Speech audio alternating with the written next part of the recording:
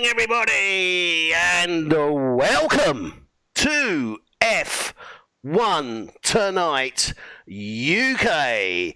And joining me in the commentary box is my good friend and esteemed colleague, Guido. And good evening, Guido. Good evening. And how are you this evening, sir? I wanted to be more enthusiastic, but obviously nothing can. There you go. Just nothing can beat that. Pinch yourself. Yourself. That'll do the job. Good evening, everybody.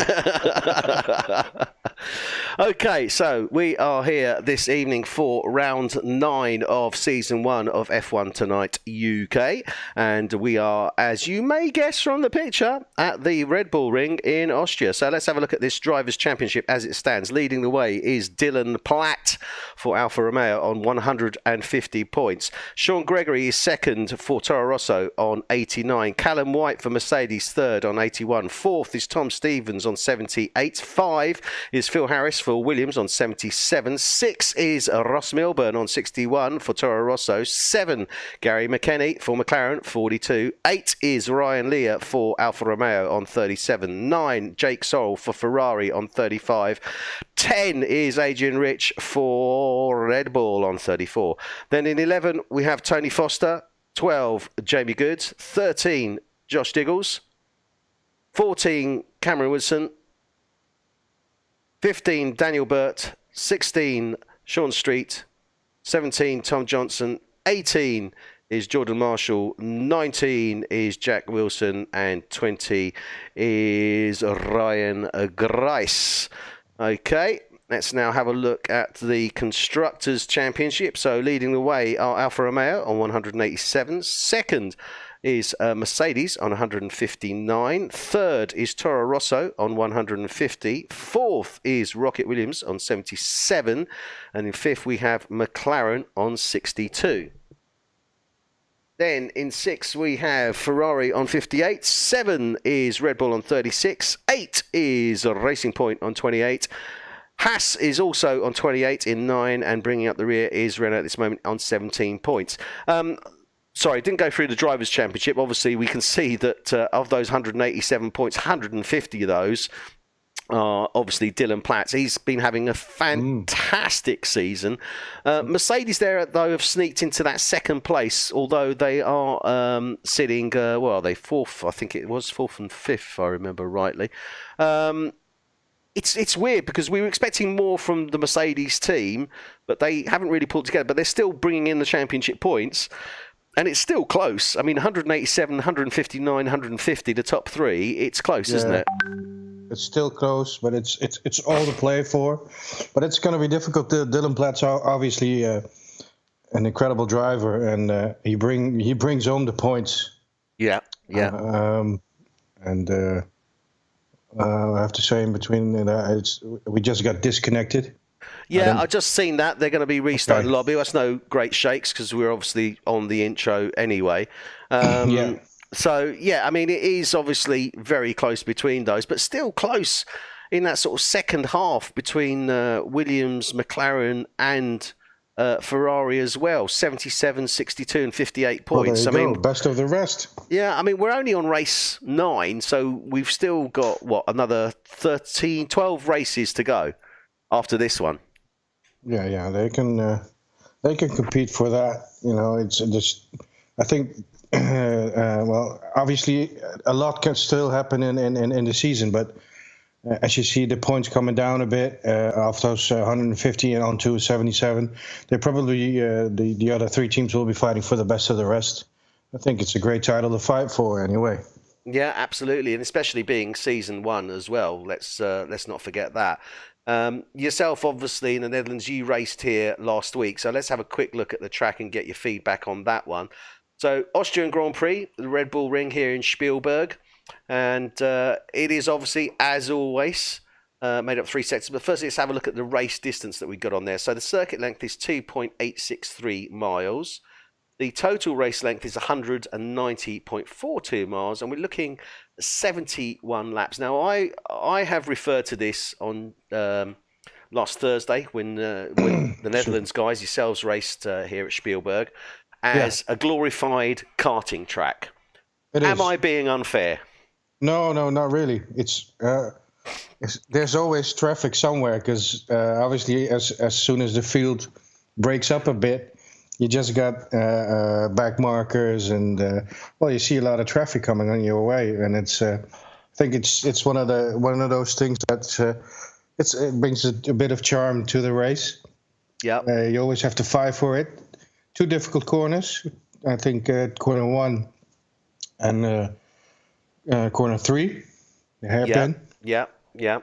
So you've got the dog leg of turn 1 as you're going uphill as well, and that's quite steep there. And then you've got obviously that near hairpin of turn 3 as well. I've got to say, I mean, for me, my trickiest corner on this track is turn 4 when you're coming downhill.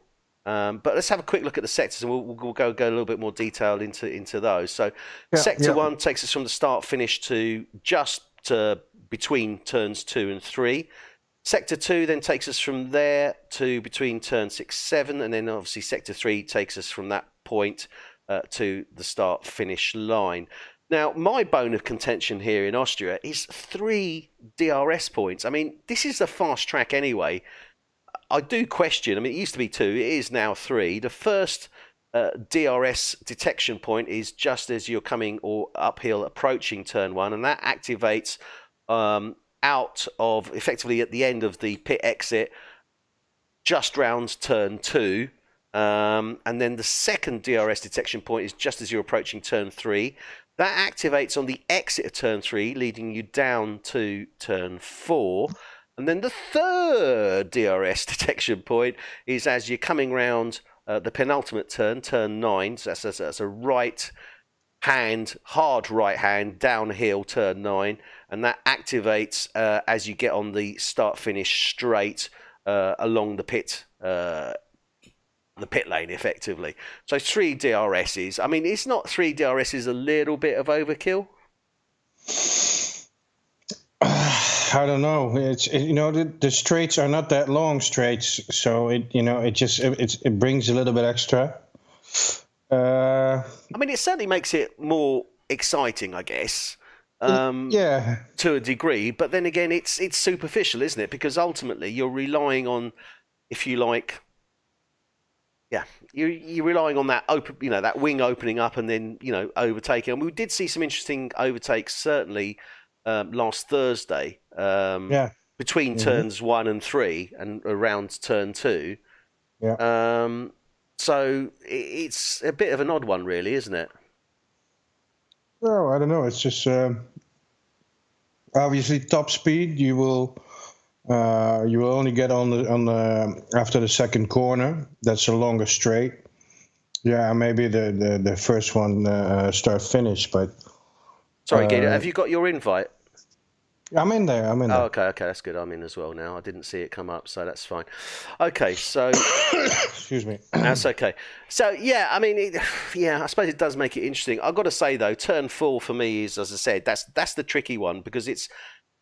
You don't... Weirdly enough, you don't want to hit the apex of 4. You actually want to hit the later apex as you're coming into 4. So you've got a better exit, so you go over to the left-hand side of the track and then you sweep right using turn 5 to use that to sort of push you round to the right-hand side of the track in preparation for that downhill turn 6. It is a bit tricky because you tend to go wide a bit, and if you go a little bit, if you miss the apex a little bit, you can go over the curb and you can go out. And I think it happened to me in the first time. Yeah. The first lap it happened to me, or the second lap. Just caught a little bit of grass there, and you're gone. But it's I think that was actually the first lap. And you're right, it was, because everyone was so close. Yeah, and as you say, all you got to do is catch a little bit of that dirt on the left-hand side, because you want to go over to the left. Obviously, well, you've got no choice really. And if you catch that bit of dirt, as we saw with you spun out, but you managed to recover it. Okay. I mean, the other thing as well was the weather conditions we had. For the NL race. I mean, it was clear from the qualifying rounds, but it was hard rain to start that race. I mean, everyone had to start on wets. It wasn't intermediates, it was wets. And then you had the safety car come out as well. Yeah, there was too much water on the track, so we had a safety car situation. We're going from dry to absolutely driving in a river, and then going back to dry and going back to a little bit wet. And because it basically, you went, I think it was up until around about lap 36, 37 under wet conditions. You went from wets to intermediates, then it dried up, and we saw the drivers going on the dry tyres, and then it started raining again, which meant that everybody had to come back on the intermediates, didn't they? Yeah. There was a lot of throwing around with tires and looking at the strategy when you go in, and I dried up pretty quickly, but it's it's a tricky track, and before you know it, you're just around the lap. Yeah, well, it was good. It was good. Yeah, it was certainly. It makes it all that more interesting when it shifts in weather, because basically we had everything. Yeah, that is and very obviously true. I'm not a rain driver, but so like people like Jona are really good in the rain, and Nicky's good in the rain, and then as soon as it dries up, things start to happen. And when will they go? When will they go in? And when do I go in? And you have to calculate your risks there. Yeah, it does certainly make it for an interesting race. I'm going to have to. Well, excuse you. Obviously, we're all a bit having a cold. Oh, at least dearie I had last week. Seriously, just excuse me a minute, because I'm literally choking at the moment while I'm just trying to get this set up. Okay. Well, that's a new one. I'm trying to. Well, I'll just try to do it a little bit myself then. We'll see what happens here. I think the qualifying is now starting. I don't know what happened there. We got kicked off.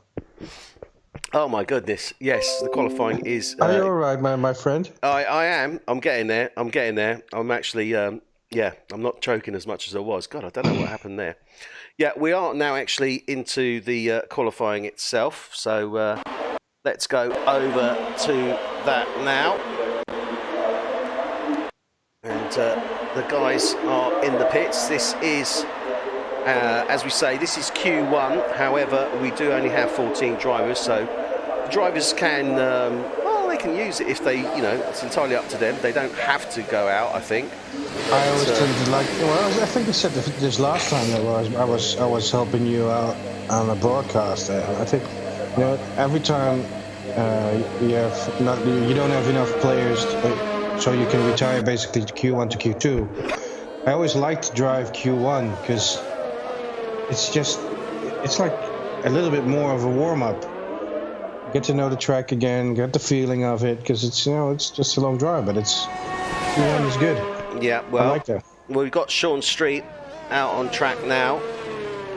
First man out on the track. He's running on the soft tyres. See. Okay. Jack Wilson in the Williams.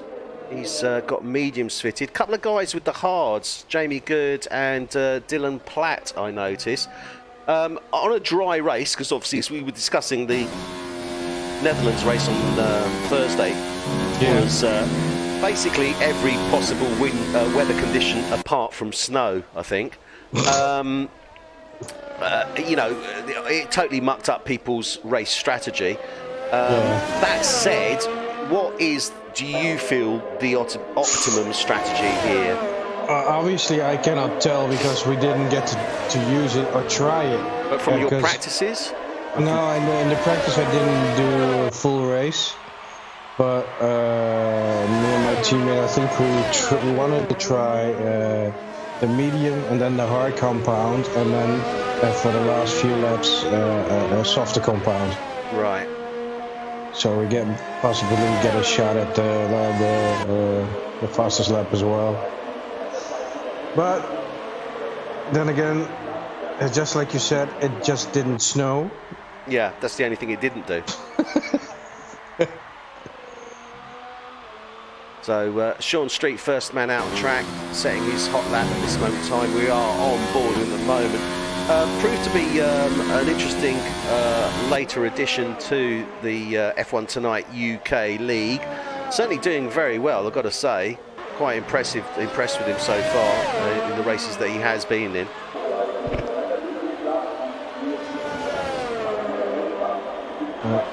Going up to the first.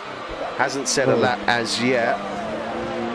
We've got a yellow flag. We've got a yellow flag. Oh, I think that was the yellow flag. I don't know. I think he was just getting himself round up, really. That's something strange. I didn't see that He before. may be trying to sort of mess around with his settings and couldn't quite get it into like maybe his fuel mix and his ERS. Yeah.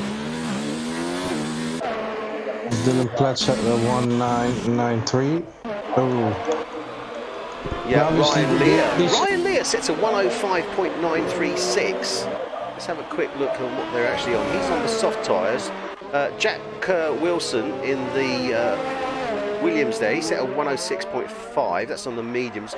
Jamie Good sets a 107.2 on the hards. Dylan Platt a 109.9 on the hards. So he's clearly not got those hards in the temperature zone at the moment, I think, to set that 109, because we know he's probably just taking his time to warm up the tires, just as you said, because it's the white walls will take a little bit longer to warm up.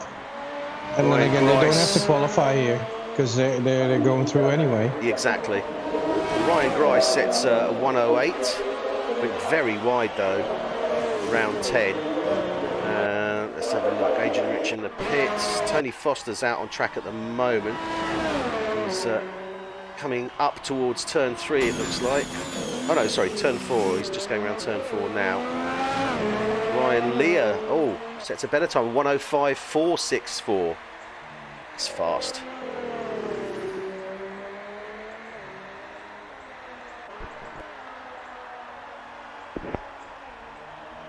Tony Foster in the Ferrari, we are on board with it at this moment in time. I'll take that camera. It does not follow the car on that corner. I've got to say, I love turn 9 and 10. Because you can really go at those full pelt, hard brake and just pedal down. Let's have a look. Rob Stevens coming over the line now. He's done a 104.6. 5-1, fantastic lap from Tom Stevens. Not necessarily unexpected. His teammate Callum White having a few issues there.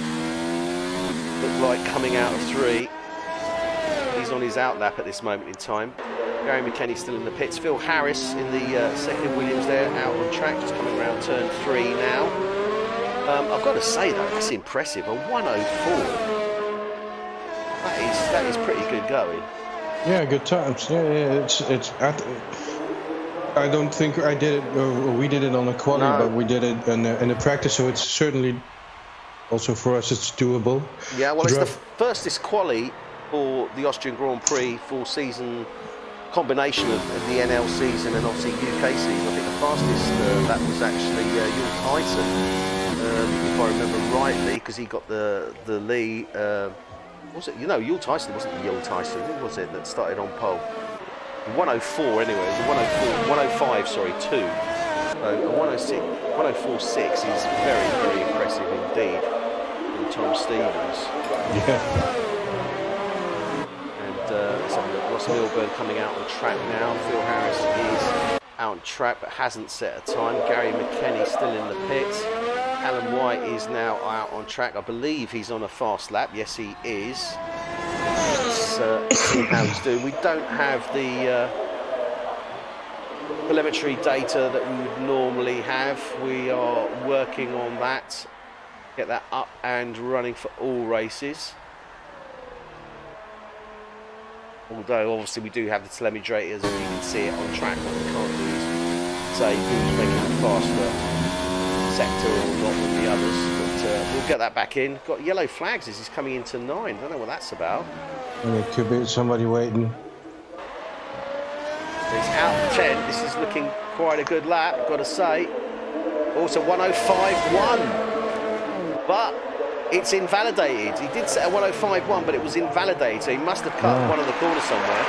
And Tom Stevens betters his previous with a 104.460.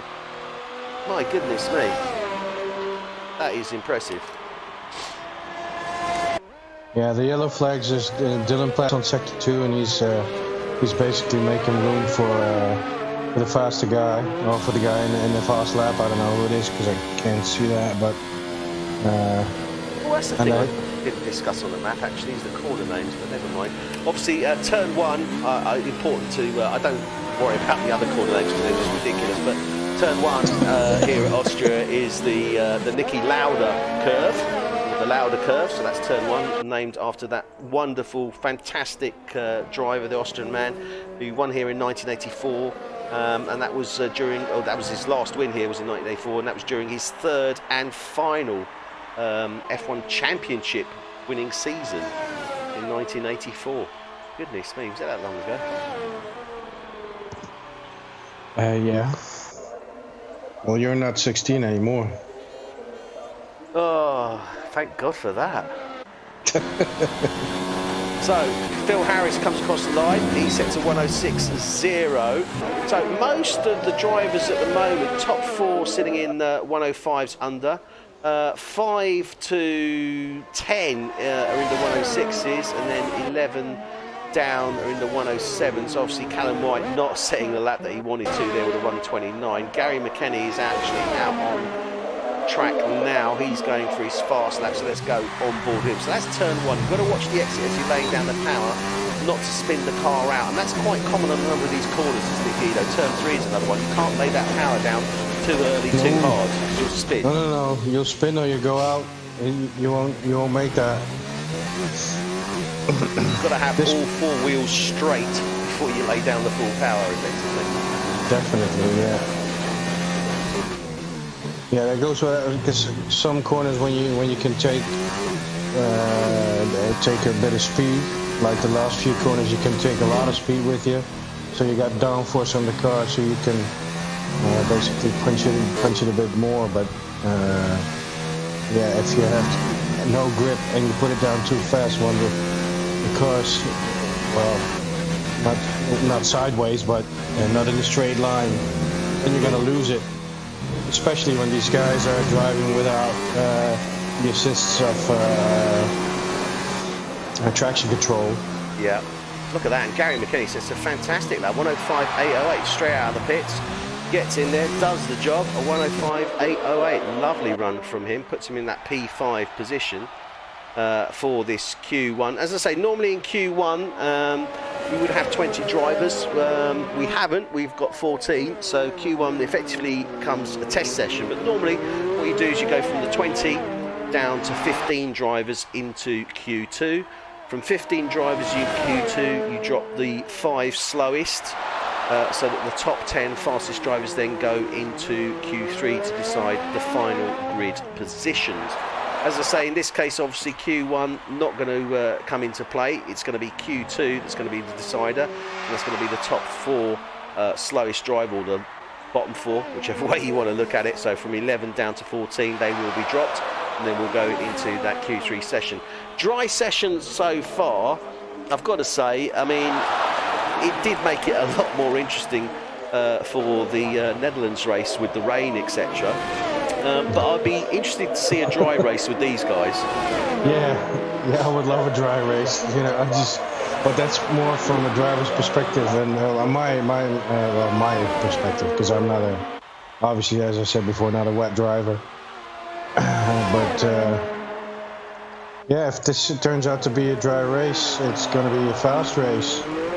Yeah, no, absolutely. Couldn't agree more on that. It will be a fast race. I mean, 71 laps seems a long time, but as you can see, I mean, the drivers will be doing probably around about sort of 120s, high 120s to start the race with a full fuel load, and that will progressively come down. So the race itself takes what, about, I suppose, in dry conditions, an hour and a half, maybe, not even that, hour 20. Yeah, could be something like that. So Tom Stevens has retired, unsurprisingly. There are 5.5 minutes remaining of this, and I was mentioning the corner name. I've got to say them. I'm sorry. And I want to see actually, Guido. I asked Adrian this question on Thursday. See if you can spot what the common factor is in the corner names. Okay, and see if you can spot maybe what their thought process is in naming the corners. So Niki Lauda is obviously corner 1. That's pretty straightforward. Turn 3 is the AMSAG corner. Turn 4 is Raunch. Turn 6 is Pirelli. Turn 7 is the Worth. Turn 9 is the Rint. And turn 10, this is my all-time personal favourite corner name for any track in the F1 calendar. And it used to be called the Red Bull Mobile corner, after obviously the petrol supplier, if you like. Station. Yeah. Yep. It's now called the Cashback World corner. Well, obviously they're sponsors. No. Do you think? Oh, yeah. Oh, dearie me. Well, you know, it's... Who names a corner the Cashback World corner? Seriously. And that, I've got to say, that is actually taken off the official track corner names off the official Red Bull Ring website. But I've got to say, Cashback World, no, it just doesn't work for me. Yeah, well, if you're the guy that pays for it, and you get your own corner, hey. Yeah. In that case, Cashback World ought to change their company name, I think. To what? I don't know, something a little bit more interesting. Let's make a poll. What should the last corner, or is it turn 10, you said? Yeah, it's just coming around there now. What should it be? I've got to say, I've just been checking out actually some of the some of the chat in the Discord, and Phil, if you're listening, which you probably are you in the pits? Let's have a look. Phil Harris, yes you are. Phil, I'm not dying. Well, I'm not died yet. Not yet. I was sort of semi-choking to death earlier, but I am fine now. Honest. Really? Are they talking about that? Yeah, Phil. Yeah, Ed is dying on stream. I hope he was referring to my coughing and not the actual commentary, I've got to say. Well, that would be something. Yeah, that would be something. Just turn the thing off and it's done, you know. I'm just trying to think how many races I've actually done now, thinking about it. It's got to be about 80. No, it's got to be about 70 races now, I think. Did you start in Brazil? Yeah, it was either Mexico. I think it may have been Mexico, season 3. Or was it season 2? No, it was season 3. I think it so. was. Yeah. That's when we started this adventure. 3 seasons, 21 races. That's 60 races, including 18 on here. So yeah, I've done probably about 80 races so far.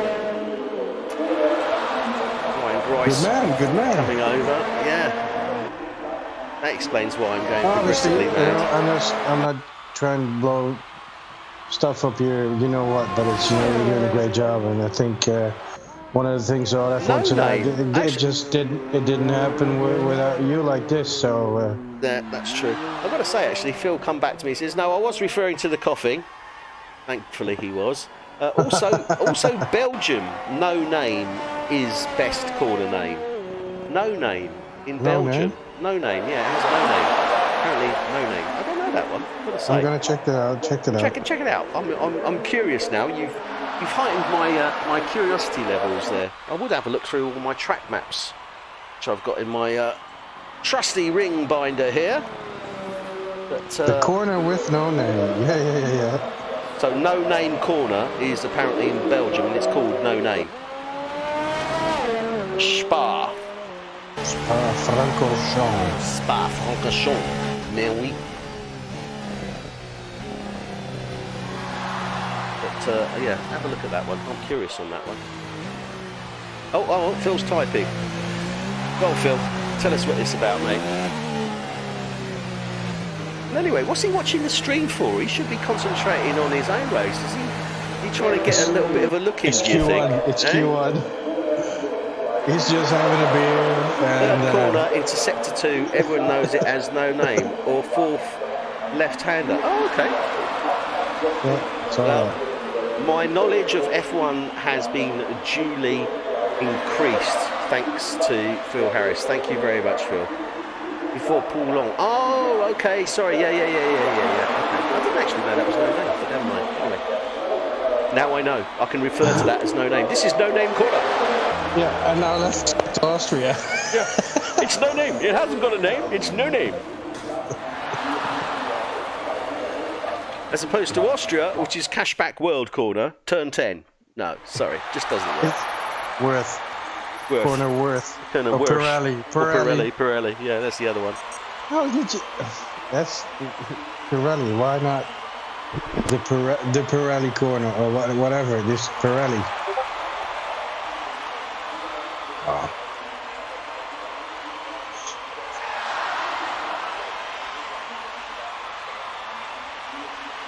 Oh, sorry about that. I was merrily talking away and realised I didn't have the mic on.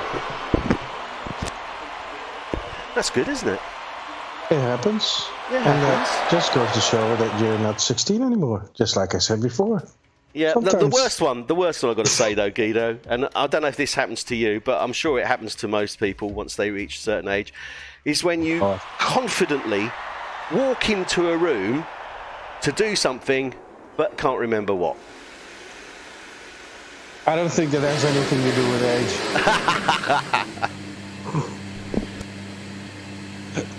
Really? Really? Yeah. Yeah, it could well be. I think it was that Dylan. Was that was that Phil Harris first man out? Let's have a look. No. It's it's Jack Wilson. Jack Wilson is going on. I thought it was one of the Williams. So Jack Wilson out on track, first man out on the track. Just over 14 minutes of this Q2 session. This is F1 Tonight UK. Season 1, round 9 here at the Red Bull Ring in Spielberg. By the way, Spielberg is sponsored by a very famous American director. It's not really. It's not. I'm only joking. Spielberg in Austria. Otherwise, it would be called the Arnold Schwarzenegger, really, wouldn't it? I mean, that would be the one, really. Let's get to the chopper. We've got to do that, track. actually. Yeah. This is the let's get to the chopper corner. Yeah. Let's get to the chopper. And then you got turn 2. I'll be back. Corner. So. Go. You go and say it. No, the joke is gone. Is the moment past? Forget about it. Forget about it. No, forget about it. Is in Monza. Or it could be at the Miami. Couldn't it? Forget about it. Miami. Forget about it. Florida. What do you think of this Miami thing? It's Americans. Yes. And Americans wanted to be in America. I've got to say, did you watch that podium entrance in Mexico? I mean, wow. God, what do you mean? When they give the prizes. When Hamilton came on the stage, and I say on the stage, I was half expecting him actually to pick up a chair and hit the other two drivers over the head with it, because it was that sort of entrance. It was interesting. No, I think it was great. I must admit, it was different. Sean Street seems to have gone out. I don't know what's happened there. Jack Wilson sets a 1:05.3. Wow, that is very impressive. We've got a number of drivers out on the mediums. Adrian Rich, Ryan Leah, Cameron Widdowson, Phil Harris, Jamie Good, Tony Foster.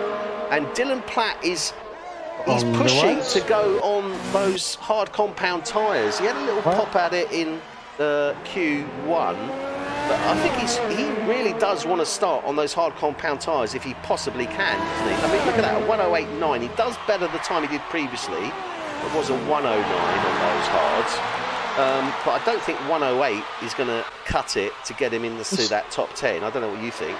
He seems to be driving the hardest compounds and starting on the hardest compounds every race. Yeah. Or am I wrong? Because he makes incredible times with those tires. And obviously, it's a good call when you can control those harder compounds, because you obviously can take it a lot of distance. Yeah, and that's very important here, certainly. I mean, I don't know. I mean, I don't think at this moment in time he's not showing enough legs, as far as I'm concerned, on those hard compound tyres to make it a worthwhile shout. If you can do it, yeah, but 108, that isn't going to cut the mustard here for this Q2 session, is it? I don't think so. Because Jack Wilson is now Well, he's still in P1. 105? 105. Yeah, 105, and we already saw 104s coming by. Well, we saw Tom Stevens set a 104.4, remember? Yeah. And that was in the sort of the test Q1. Oh, there you go. Yeah. 104.3. 104.394. So he's actually bettered that. Now, the next closest driver to him was on a 105.0, I think it was. So I expect that the drop zone here for this Q2 session is probably going to be round about the mid. I don't know.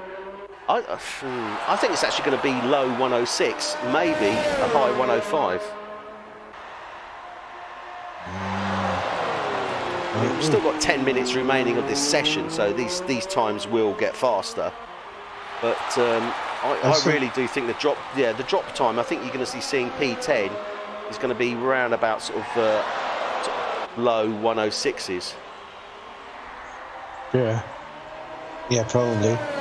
Dylan Platt's now driven at one. Oh, there you go. Dylan Platt's now on a 106.4, so he's now third. Yeah. Still on the whites. He's still on the hard compound tyre. That's a good time. A 106.4. I think that will get him through to that Q3 session, where he can then go onto those soft compound tyres. Why are we talking about these tyres in this way? Some of you may be scratching your heads. Let me explain. Okay, so the top 10 drivers, so the 10 fastest drivers in Q2, they will start the race on the tyre with which they set their fastest lap in this Q2 session. So, for example, if we were to finish now, Tom Stevens would be starting on the softs, Phil Harris in P3 would be starting on the mediums, and Dylan Platt in P5 would be starting on the hards. So, that's what you need to bear in mind. So that's why these guys are trying to push as hard as they can, because that's their preferred choice of tyre to start this race. And Austria is an ideal track to use the hard, isn't it? If you can get to grips with it, I mean, it really does make such a difference, because sometimes this hard compound tyre is too slow at certain tracks, and you lose more than you would gain. In this instance, because of the nature of Austria and the amount of laps that it is as well, the hard compound tyre, if you can get it to work, it's a great one to start on, isn't it?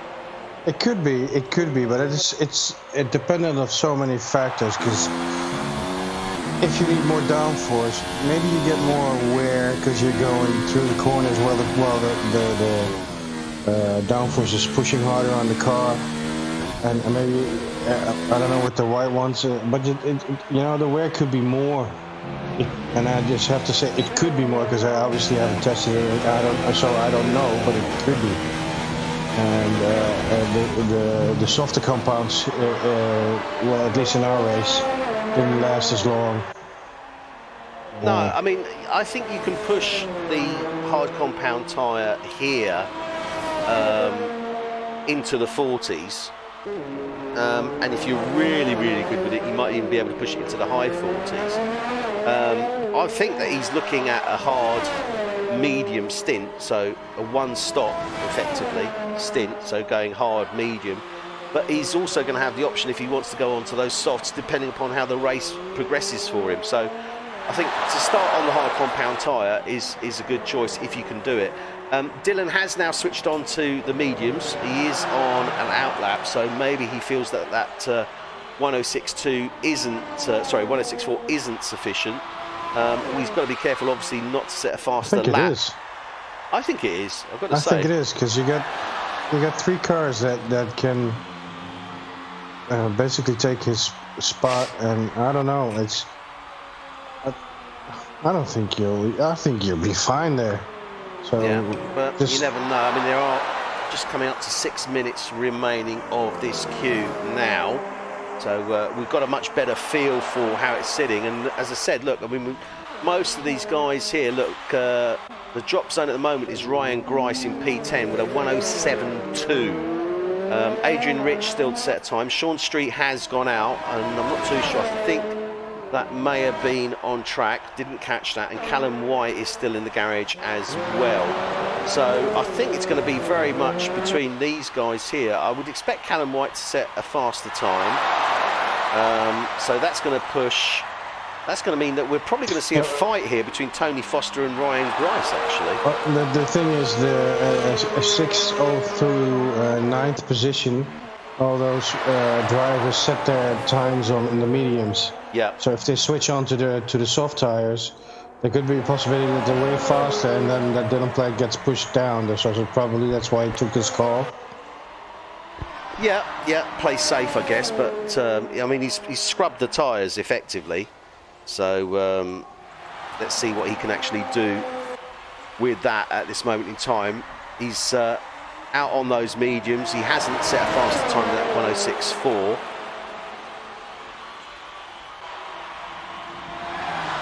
So it's a bit wide. Just watching Cameron Widdowson in the Renault. Yeah, 4th. Let's have a look. Where is Dylan actually? Dylan is out. He's on track. 4th position. Yeah.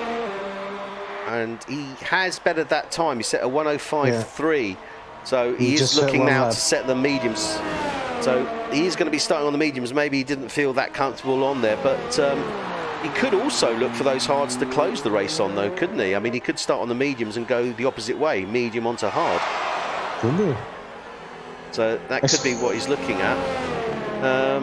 Normally I would... well,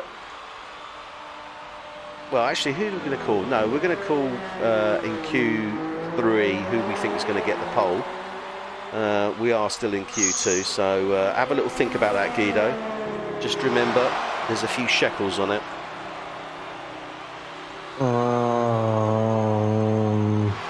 You don't have to say it now. Don't worry, we're not there yet. I know.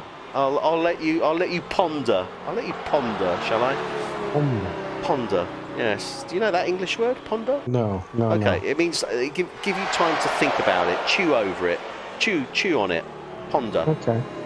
Yeah. Okay. So I learned something again.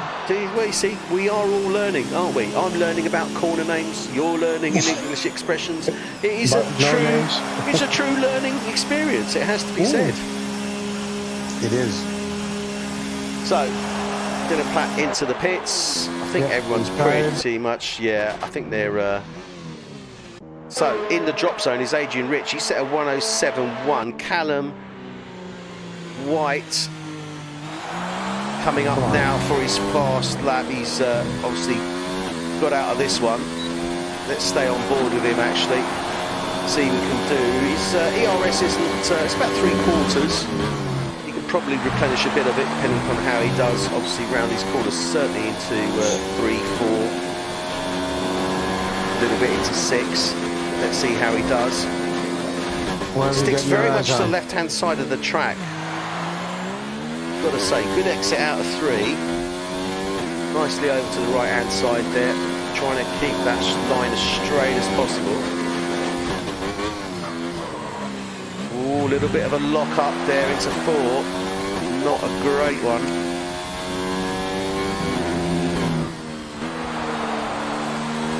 Round 6, 5, 6, 7. Round 8 now. This is not looking too shabby, gotta say. Round turn 9 now. Into 10 on that start finish straight. A 104.826. from Callum White. So that does push Tony Foster into the drop zone in the Ferrari with a 106.9. He's in the pits at the moment. Only Adrian's going for it now. minute 30. Adrian Rich is the only man out on track. So he's really going to have to make a play for it now, isn't he? Yeah. I think he's got to be in the top 10. They should be. Round 4 with exit. Got to say that was quite nice actually. Almost sound surprised. I shouldn't sound surprised. Good driver, good friend, co-commentator for me on Thursday nights for the Netherlands League.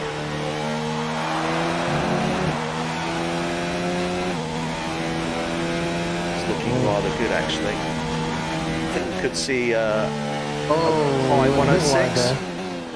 High 105 I think. Yes, a 105.848. Lovely job from Adrian Rich. Puts him up into P6. So that's Ryan Grice, his teammate, who he's now put into the drop zone. Well, that's sometimes how it goes. It is indeed sometimes how it goes. So Ryan Grice will be starting in row 6, P11. Alongside him will be Tony Foster in the Ferrari, and then in row 7, P13 is going to be Sean Street. Well, that's interesting. Mercedes certainly showing their worth. Now, everyone's going to be obviously on the on the soft compound tyres for Q3, but Phil Harris, Dylan Platt starting on the medium tyres. Gary McKenny's going for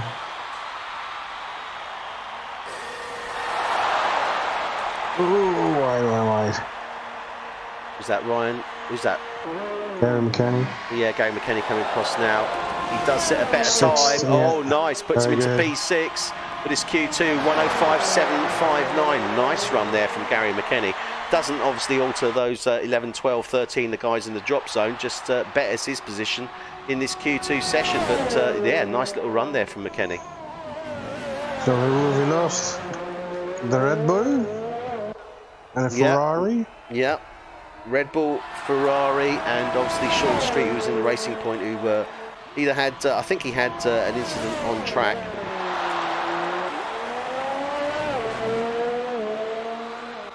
But interesting, we've got 4 medium runners starting in that top 10.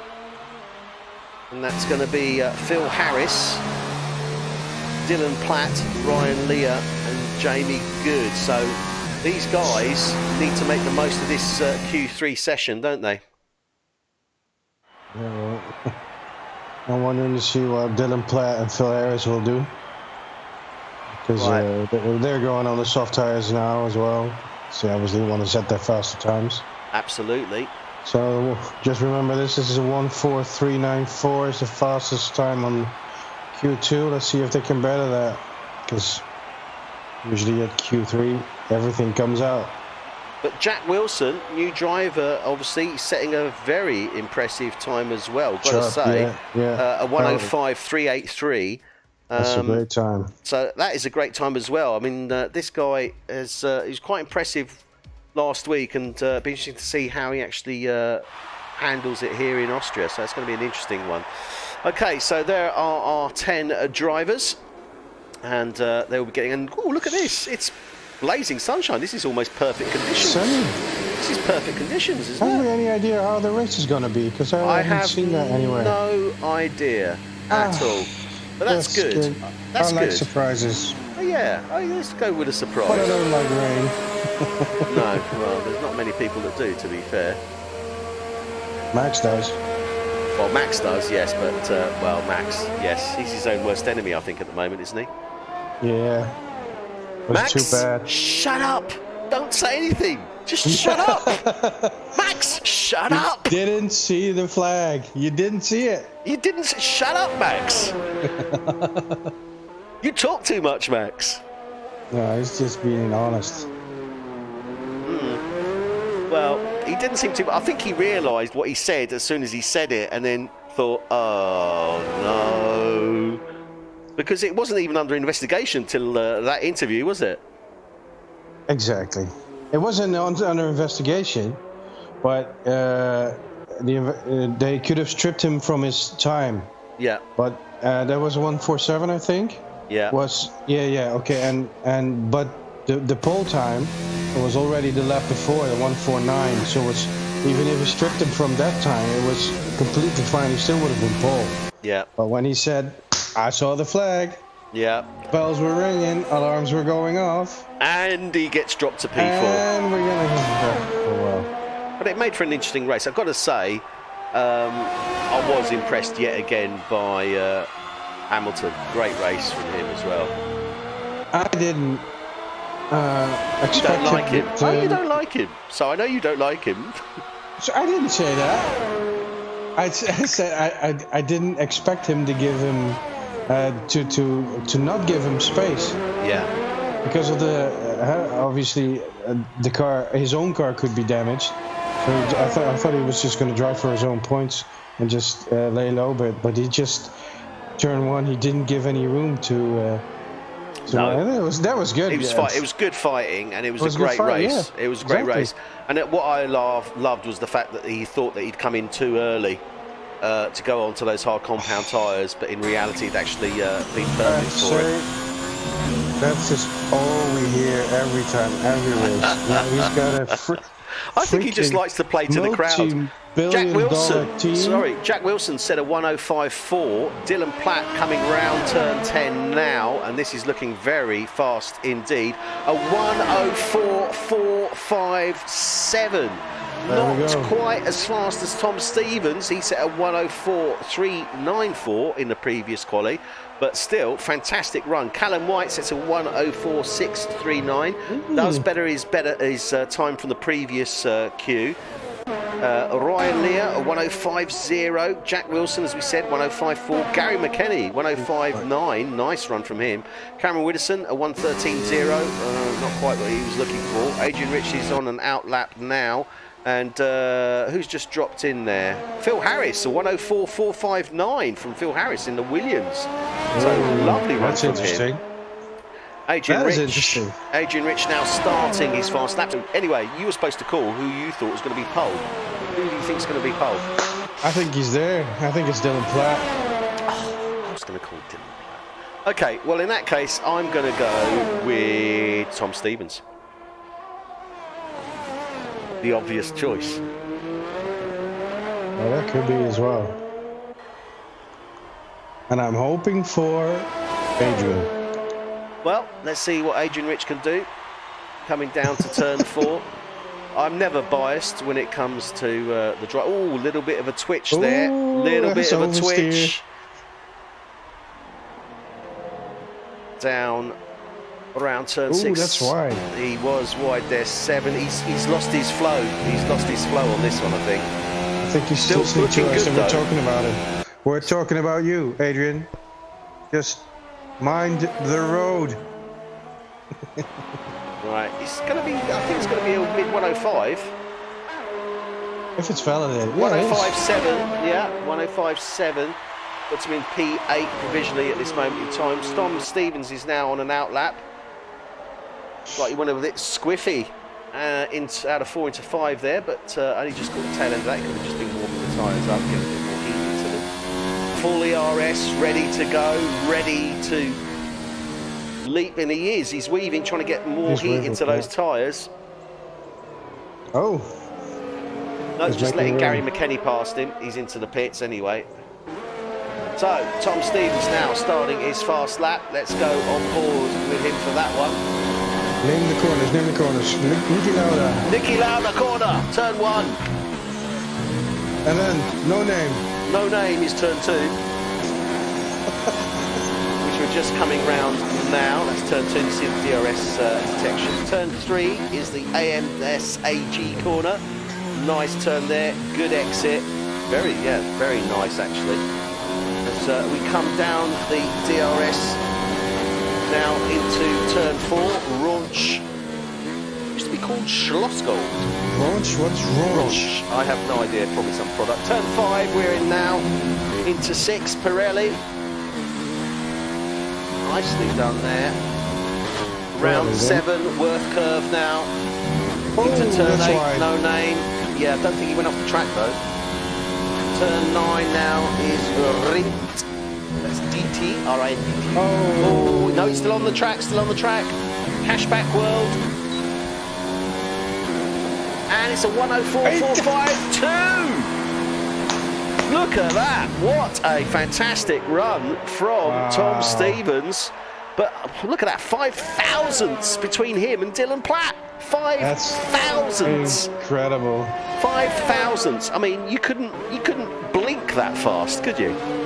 No. But look at those times. The one through top 4 drivers, all under 105. Yeah, exactly. That is a fantastic run there. Is he still pushing it? No, he's not, isn't he? I don't know. I don't think so. Yeah, he still is, because his ERS is still winding down. Yeah, his ERS is still there, but maybe he's trying to go for an even better one. I think he is, actually. So he comes round 7 into 8. No camera there, so let's go on board. Comes down now. No, he's not doing it. No. Because he's now on the wrong side of the apex. Yeah, he's coming into the pits. Giving it a little bit of welly there, but I mean, what a fantastic 1:104.452. Dylan Platt 1:04.457. Phil Harris 1:04.459. They are 5 thousandths between Dylan Platt and Tom Stevens, and 4 thousandths. Sorry, 2 thousandths between Phil Harris and Dylan Platt. 7 thousandths between him and Tom Stevens. These guys are closer than, well, a fraction of an ant's whisker, let's say. Callum White is a 1:04.6, still good though, 6:39. Ryan Lear 1:05.0, he's in the pits. Jack Wilson out on track in the Rocket Williams. He's in sector 2. Ooh, a little bit squiffy there. I think he went a little bit too, yeah. He is faster. I think he's down about 4 tenths on his previous best, so this is a faster lap from him. That would put him into the 1:04 territory if he can keep pushing like this. Oh, only just, he was 4 tenths better, but it made a 1:05.066. He's really, sorry, it's 1:05.022.066 is Ryan Lear. He's really pushing it, isn't he, as well, that Jack Wilson? Yeah. Great run from him. Well done, sir. Gary McKenny's going for his hot lap again. Gary McKenny in the McLaren. Very consistent driver, McKenny. He's put together some really good, consistent races. He missed a couple, unfortunately, but it's given him some good, sort of solid points. Oh, he's got a solid, consistent, beautiful car. What do you expect? Not that you're biased in any way, shape or form, Guido, No. as you drive for McLaren, obviously, in the Netherlands League, don't you? It's just a nice car.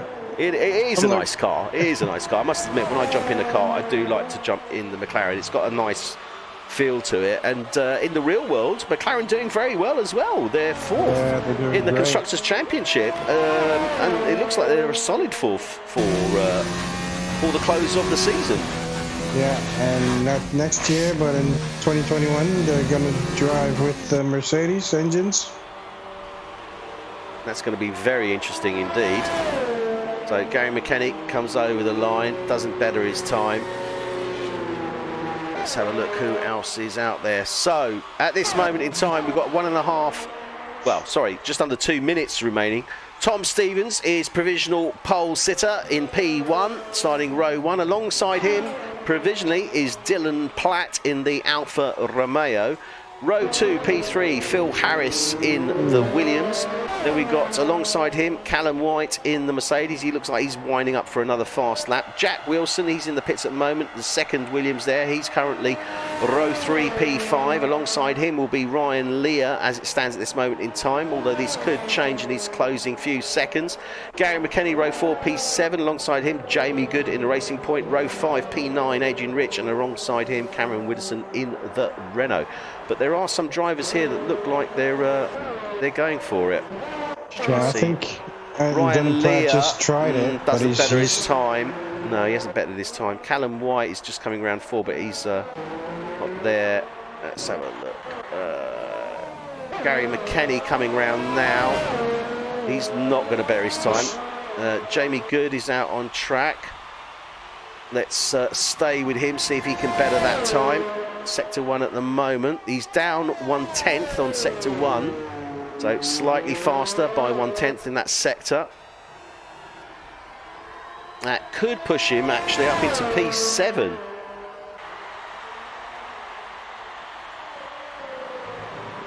I think we've got an interesting situation here because Philip Harris is thinking, I think he's on his hot lap, but I also think Adrian Rich is on his hot lap. Okay. And they're right by. They are. Adrian Rich is just running ahead actually of Phil Harris. They're a little bit behind Jamie Good at the moment, so we'll cut back to those. Oh, and Philip Harris is closing in. So he's going to get a little bit of tow, probably. Let's have a look. Jamie Good does better his time, does push McKenny down. Adrian Rich is side by side, comes over now, doesn't better his time. And Phil Harris, he doesn't better his time either, does he? No, so he stays there at 1:04.459. So they do sit as they are. We will run through those in just a minute, but who won the pole sitter? Who won the pole sitter? Was it whose pole? Whose pole? Was it Tom Stevens? Oh no! Callum, how could you? You were waiting for that, weren't you, Guido? You knew that was going to happen, weren't you? You knew that was going to happen. Please take it away.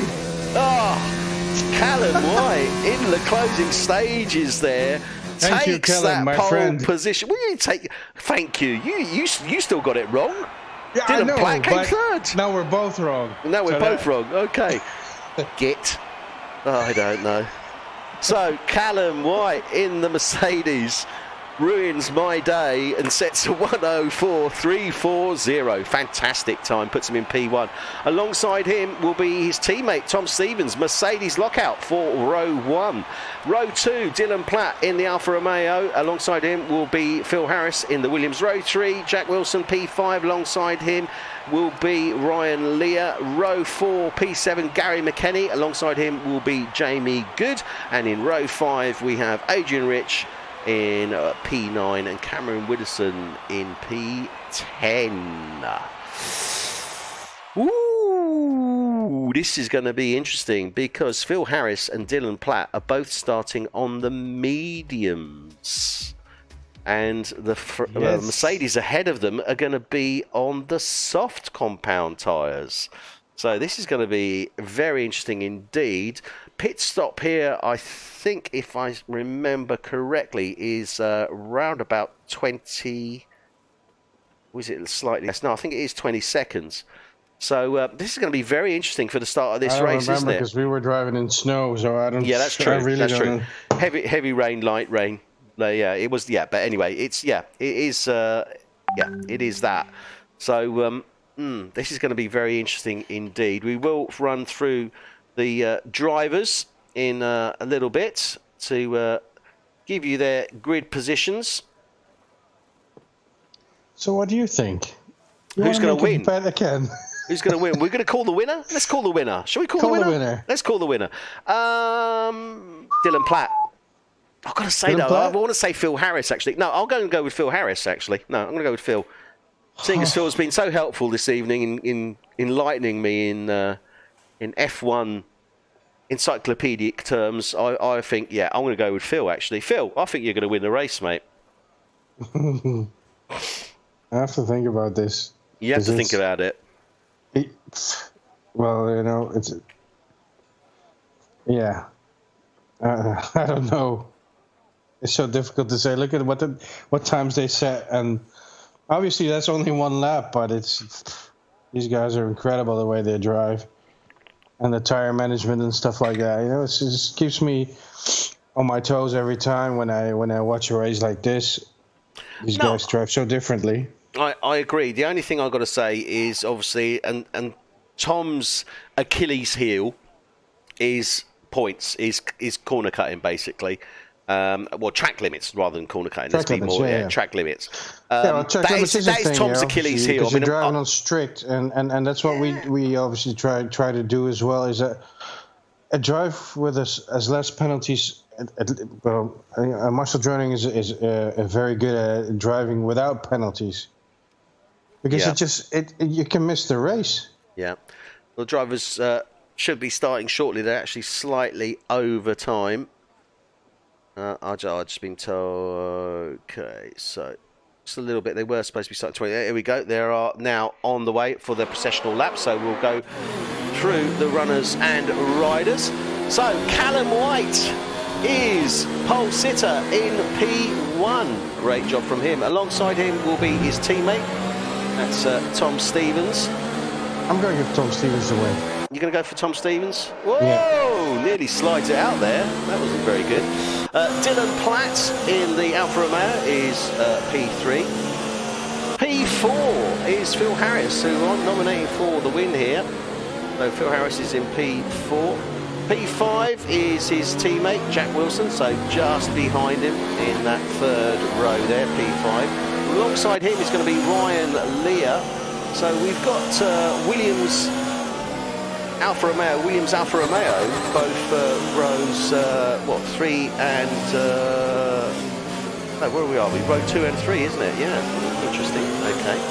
Then we've got Gary McKenny in the McLaren. Yeah, he's in P7. Boss's winner. Yeah. Boss has just called it, and he said that's going to be the winner. So Gary McKenny's being called by Bass, his teammate in the Netherlands League. Jamie Good in the Racing Point is P8. Adrian Rich, as we said there, is P9. Cameron Widdowson in the Renault is P10. P11 is Ryan Grice. P12 is going to be Tony Foster. He's actually sitting on the start-finish line at this moment in time. Sean Street in the Racing Point is P13, and Ross Milburn in the Toro Rosso bringing up the rear in P14. Okay, so let's get ready for the start of this race. This is going to be interesting. Let's see that first corner. Maybe we lose half the field. You never know. Hope not. The guys are lining up. So, just in case you didn't remember, this is F1 tonight. UK, we are here at the Red Bull Ring in Spielberg. The lights are on and we are off for the start of round 9 of season 1 as the Mercedes lead the way. Oh, and Dylan Platt immediately being hassled there by Phil Harris. Jack Wilson has actually got ahead. So Jack Wilson moves up into P3. Dylan Platt is in 4th. Phil Harris drops down to P5. Not the start he was looking for. But I did say those guys, remember, are on the soft compound tyre. So Phil Harris dropping down to 5. Ryan Lear down to 6. Gary McKenny 7. Adrian Rich is in 8. Cameron Widdowson 9. He's up 1. Adrian Rich is up 1. Down 2 is Jamie Good, though, in that Racing Point. All the rest stay as they are. Phil Harris said it's down. Oh, watching the fall. Contact there between the Williams. Yes, and contact there. I think that was between Jack Wilson and Dylan Platt or Ryan Lear. It was definitely contact. Yeah, it was Dylan Platt. Yeah, definitely contact between the teammates. Yeah, definitely contact there between the Alfa Romeo and the Williams. And I think that was Jack Wilson and Dylan Platt. Let's have a look. Damage, on the inside right of Dylan Platt's front wings. He's lost the end plate there. Not great, but we'll see how that progresses. In the meantime, Dylan Platt gets ahead now of Jack Wilson as they come up to turn 1. Going on board now with Phil Harris. He's behind his teammate. Jack Wilson's in 4, Dylan Platt is in 3. But we can already see that Mercedes already starting to pull out. Callum White is already 6/10 ahead. 6/10 behind, but 2.3 seconds ahead of Dylan Platt. So the Mercedes are pulling away. Already 2.5 seconds ahead of P3, Dylan Platt. Phil Harris in that 4 now. It's settled down a bit now. So Jack Wilson now returns to his slot where he was in P5. Ryan Lear stays where he was in C6. The main winner out of this is Adrian Rich, who's gone up from P9 to P2. Yeah. From P9 to P7, 2 places. What was it? Ross Milburn, was it? He's gone up 4 places. Yeah, he has actually. Ross Milburn, yeah, started in P14. He's now up to P10 already. And Adrian Rich got Gary McKenny now coming past him. Gary McKenny takes that P7 as they were coming out of 9 into 10. Ooh, so look at P1. Yeah, look at that. Oh. Yeah, Tom Stevens has now assumed that P1 position. Callum White has succeeded that to his teammate. As we know, he was in P1 position, but that's how they've been sitting anyway since the start of this race. So Callum White is still 6 tenths behind. Gary McKenny and Jack Wilson. Yeah, that's Jack Wilson. That was out of turn 3. So Gary McKenny looking to push through here. Ooh, very close. That's some hard defensive work there. Yeah, definitely. Wilson going very defensive there. McKenny still on him, but Adrian Rich as well. He's under pressure now from Ross Milburn as well. Look at this. Ross Milburn really laying down the pressure. Jamie Good is in the mix as well there. And Gary McKenny has got past Jack Wilson. So Gary McKenny has got past Jack Wilson. That was through 7-8.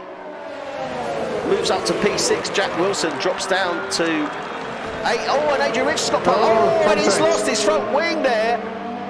Jack Wilson, severe damage on that front wing. He's lost basically the right-hand side, and he can't go into the pits. He's got to go round the whole track now. This is not good for Jack Wilson. What a promising start for him, but he's already down 5 places. Not great.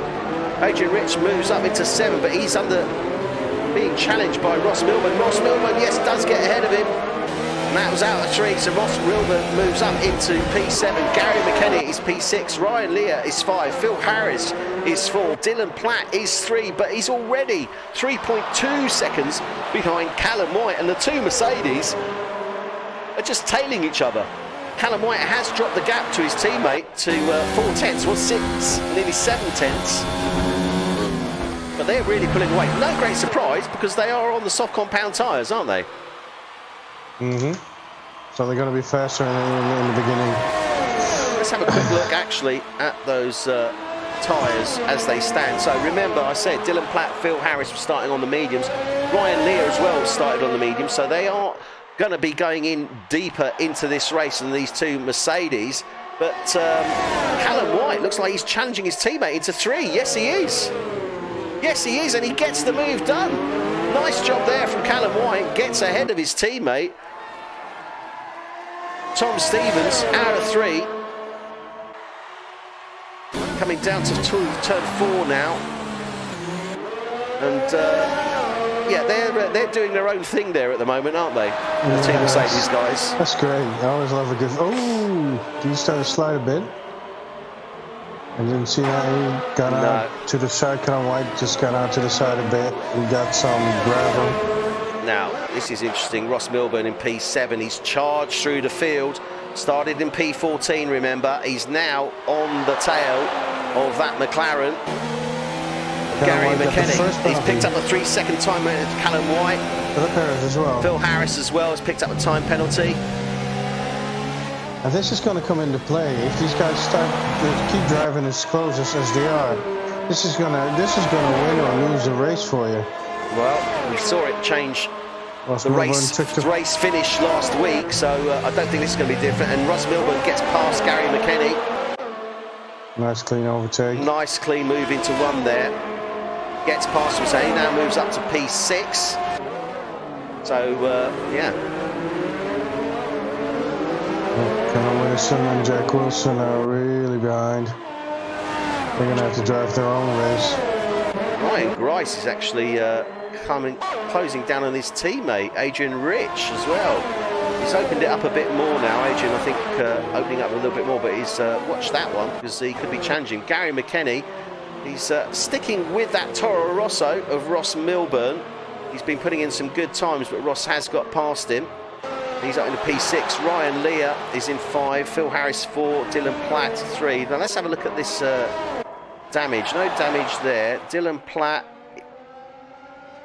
Has he come in already? No, he hasn't come in, but he does have damage on that end plate. And the Mercedes guys still fighting it out, aren't they? Tom Stevens, 1/10 off the back of his teammate. I was looking at that because... Tony Foster picks up the 3-second time ban. Tom Stevens makes the move into 3. Oh, he goes wide. He's he goes too deep, though.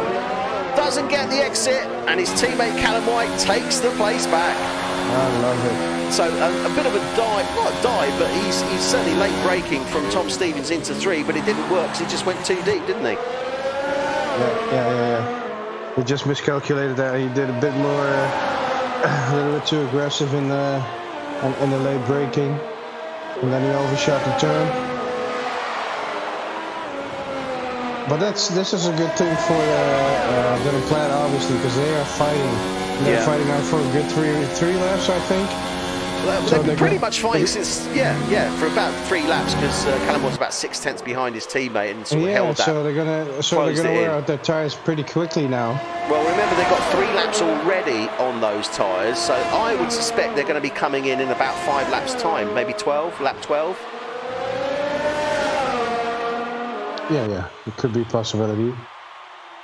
That obviously is then going to release. Yeah, they're fighting again as they're coming up to turn 3. Tom Stevens just noses ahead, stays ahead this time. Nice move there from Tom Stevens. You could say there's a little bit of cooperation there. I don't think there is. I think they are definitely having a good old battle there. Lock up there from Tom Stevens into 4. But this is the way you should be driving. This is the way you want to be driving. This is what you want to see, and this is what you want to be doing if you're on your play seat or on your controller or whatever. Sorry, just want to go back because Ross Milburn, do apologise, while we were watching that fight, has actually got ahead of Ryan Lear and now moved up to P5. He's charging through this field, isn't he, Ross Milburn, as he's done on so many of these previous races. Yeah, 9 positions already. That is fantastic. Unbelievable. Great run from him. And that, again, though, he is on the soft compound tyre. It started to rain. Yeah, we are having drops of rain. Now, this is very much going to play into the hands of the Mercedes guys because they're probably the ones that are going to benefit the most from this, aren't they? Yeah, they can come in already. And it's going to force the other guys behind to come in. So this is going to be very interesting how this is going to be. Are we going to see a reverse weather conditions to what we saw on Thursday with the Netherlands? Well, it's in the mountains. It's in Austria. It could well be. Where's Heidi? Heidi, come out from under there. Oh, come, let's play. Come and eat some chocolate. It doesn't, anyway, you don't have to be mad, but it helps. This has really mixed it up now. Now, when do they come in? This is the next question. When does Dylan Platt come in? If I was Dylan Platt and those Mercedes don't come in now, I'd come in and go on to those intermediates. And he is. He's not. He's staying out. You should have come in, Dylan. You could have got it. I think that's going to cost him. I think that's going to cost Dylan Platt. I think he should have come in and gone on to those intermediates. I don't know. Maybe it's not quite the conditions yet. We do have DRS still, so DRS is still active. It hasn't been deactivated, and normally that's the signal to the drivers to swap their tyres. But this is very, very much played into the hands of these Mercedes guys, I think. It'll just stay like this, you know. It's. No, I don't want it to stay like this. I want it to rain. Make the rain dance. I want the rain. He's got blue flags already, Tom Stevens. Where are the back markers then? Are they already in the... They can't be, surely. Let's go on board with Tom Stevens, who's got ahead of him. Oh, yeah, this is definitely getting worse now. Definitely getting worse. If they don't come in now, this is going to be it. No, they're not coming in. Callum White is in, so Callum White has come in. Dylan Platt surely has to respond. No, he stays out. So Dylan Platt stays out. He will take that P2 position. Callum White is in. He's going on to the intermediates. Tom Stevens is still out. He's just coming out of 3 now. Sorry, out of 1. This is going to separate the men from the boys. This is definitely going to mix it up. So Tom Stevens now is still in that P1 position. Dylan Platt has moved up into P2. Phil Harris is 3. Leah is 4, McKenny 5. What's happened to Callum White? Sorry, Cameron Widdowson. Sorry. Oh, I want to say Callum White. So Callum is now out in P6. He's on intermediates. Ross Milburn's come in. He's gone on intermediates. He's P9. And Jack Wilson, he's come in and gone on intermediates. He was sitting at the back anyway, so that's P13.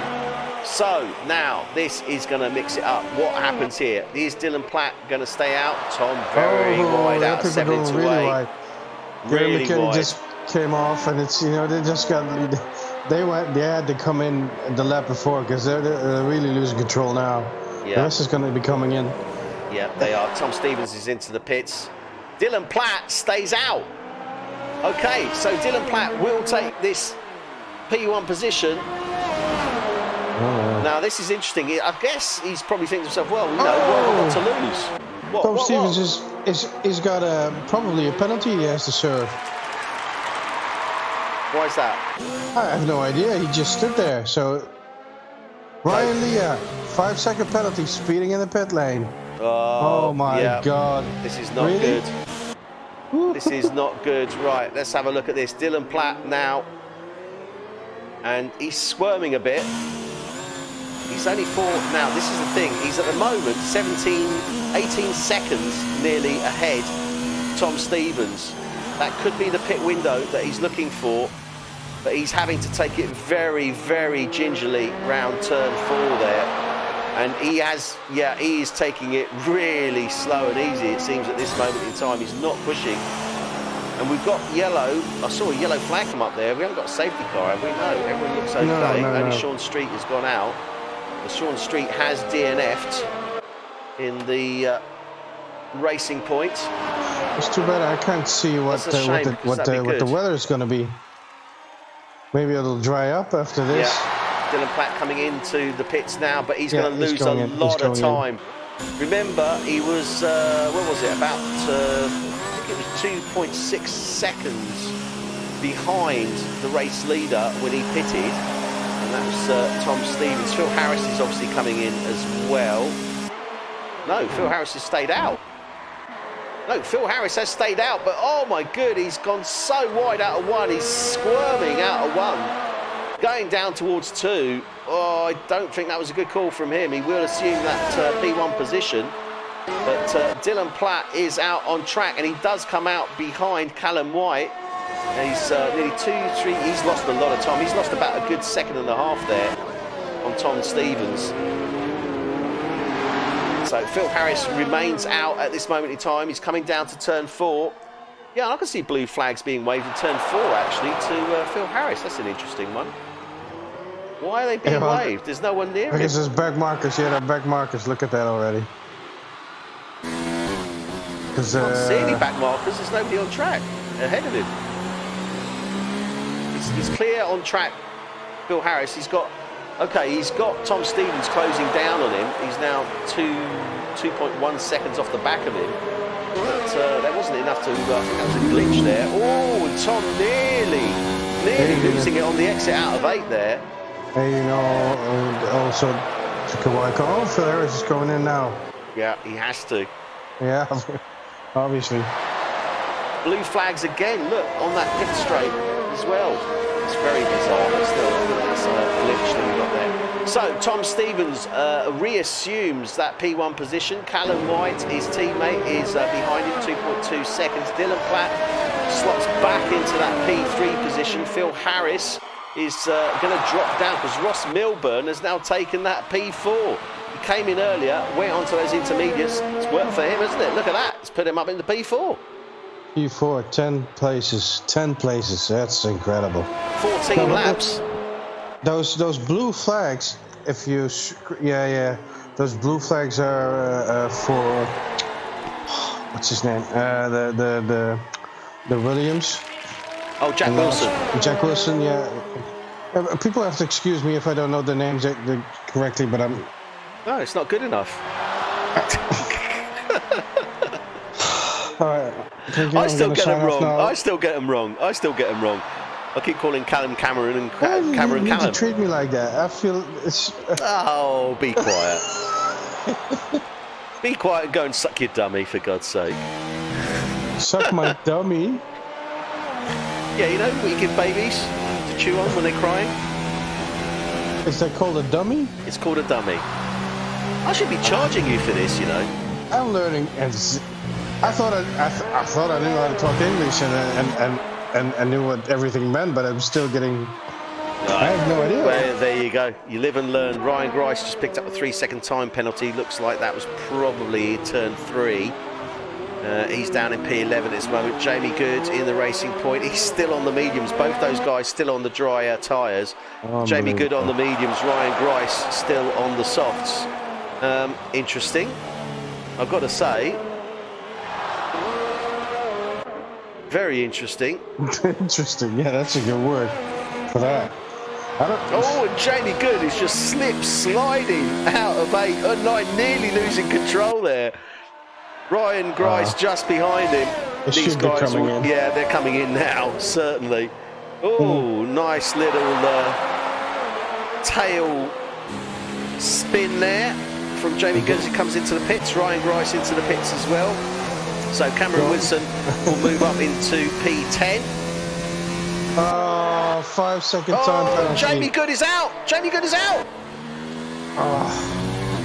Where has he crashed? Yellow flags on the pit straight. I think it was into turn 2. Yeah. Can't see the car, but yeah, he is out. It may have been in the pits. Is it turn 1? So Jamie Good is out. So that's the Racing Point of Jamie Good out of the race. That's so 2 bad. DNFs at this moment in time. So Tom Stevens leads the way at this moment in time.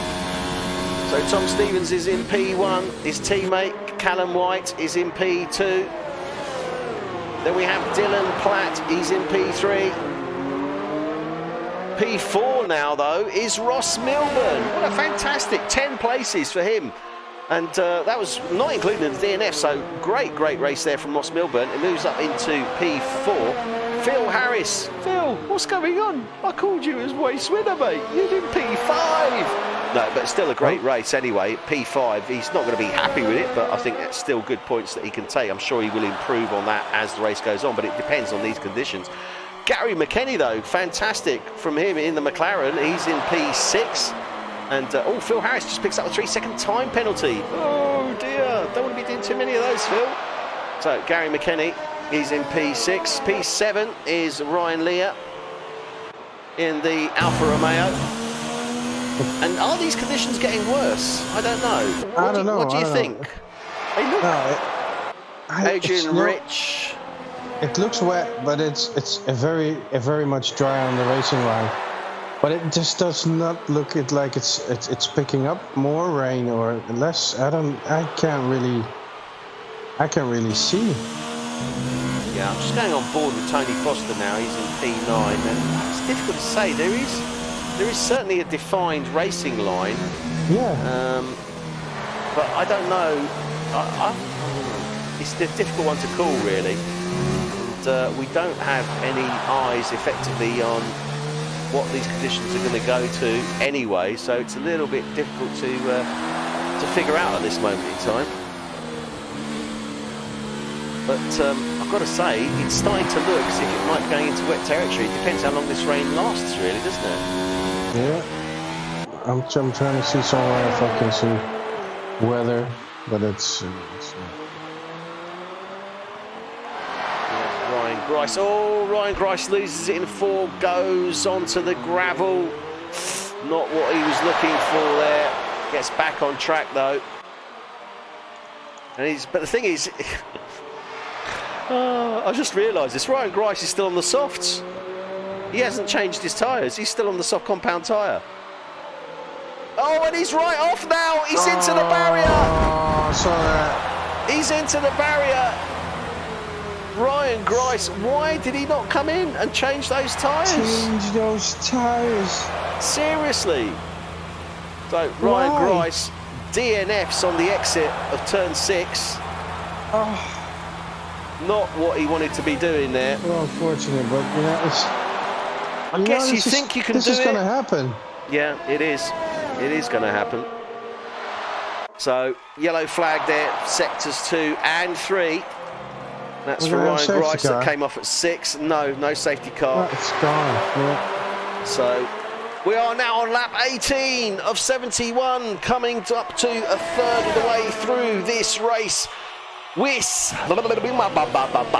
is F1 Tonight UK Season 1 Round 9 here at the Red Bull Ring in Spielberg, Austria. Gets the lederhosen, past the cheese and the chocolates. I'm freaking commentating with Scatman Woods here. You are, mate.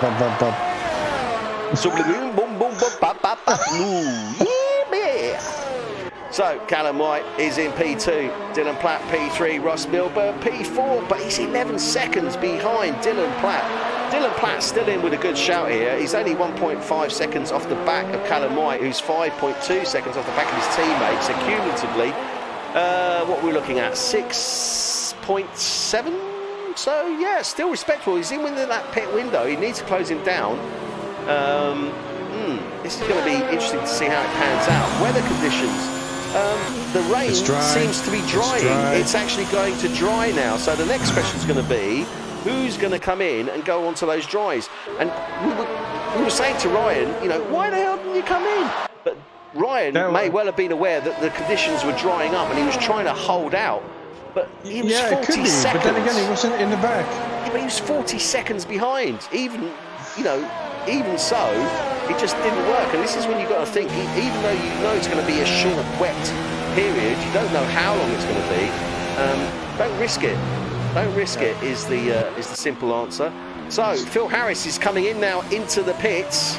First man into the pits. He's going to be going onto those dry compound tyres. That is a definite. But what dry compound tyres is going to be going onto? I suspect he's going to be going onto white wall hards. No, he's going on to the yellow walls. He's going on to the mediums. And a 5 second. And a penalty as well. So he's serving a penalty by the looks of it. Oh, I've seen a few come by here. Yeah. Yeah, another one. With 5. Ryan Leah also did. Ryan Leah, he's in the pits. He's going on to the mediums as well. Adrian Rich has come in. He's going on to the softs. Okay, now this is really going to start mixing it up now. Where's Tom Stevens? He's just coming round turn 10 now. He's staying out on those intermediates. Oh, that's not a good call. He's sliding already. Nearly loses control out of 10 there. Callum White, his teammate, he's into the pits.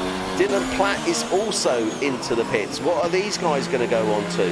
Callum White coming into his pit box now, and he's going on to the reds. Dylan Platt, he's coming into his box now. What's he going on to? Oh, he's serving a penalty as well. No. Yeah, he is. 5 seconds, stop go. He's going on to a set of reds as well.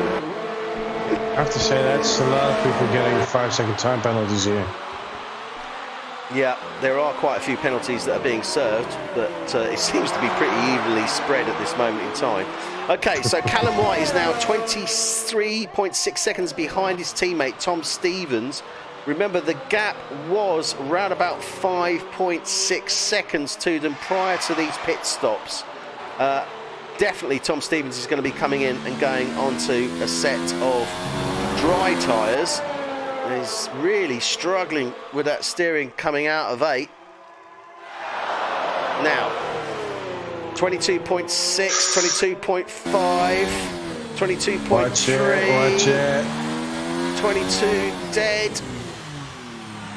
Yeah, it's under 21.7. So, what's he going to do? He's going on to the yellows. Mediums. So both the Mercedes on the mediums. Callum White coming around turn 10 now. Tom Stevens just coming onto the pit exit. Yeah, retains his position. It's going to be close. Retains his position, but not by... Yeah, he's lost, but not a great deal, actually. Well, he has. He's lost 3.3 seconds on his teammate. It was around about 5.6, but no great shakes on that, I guess. Dylan Platt is still 5 seconds off, so he's still 7 seconds off the back of Tom Stevens. He has... That's a little bit more than it was before the pits. but he is on the soft compound tyre, so this has really mixed it up. He's now gone on to the soft, so he's going to be pushing hard and challenging those Mercedes on the mediums. This should give Dylan Platt the opportunity to catch up and very possibly overtake. But interestingly as well, Ross Milburn in the Toro Rosso has also gone on to the soft compound tyre, so he's going to be charging through as well. Well, he's been charging as just before that, because he already jumped up 10 places, and now he's what, he's 6 seconds off the back of Dylan Platt. So yeah, but they are both on softs, and Dylan is going to be pushing. But it was 10 seconds before. Yeah, that's true. Yeah, that is very true. So he's really making progress here, and I think he's mighty aggressive. He's doing his own thing because he's driving by himself, but he's taking his time and he's doing his thing here. Yeah, definitely, he is definitely pushing through. Dylan Platt now needs to really close down, and he has already closed down that gap. It's 3.5 seconds. So he's taken out what, nearly 2 seconds. Gary McKenny, 3-second time penalty there for McKenny. Where was that? No, is he trying to challenge Phil Harris? He's coming up to Phil Harris and P5 here, closing down to him, and he has very much closed down that gap. So Gary McKenny's definitely pushing on the Williams here, Phil Harris. Phil Harris on the mediums, Gary's on the soft compound tyres, so that does give him that little bit more edge. Dylan Platt sets the fastest provisional lap of 1:08.0. He is definitely pushing. He's under 3 seconds now off the back of Callum White.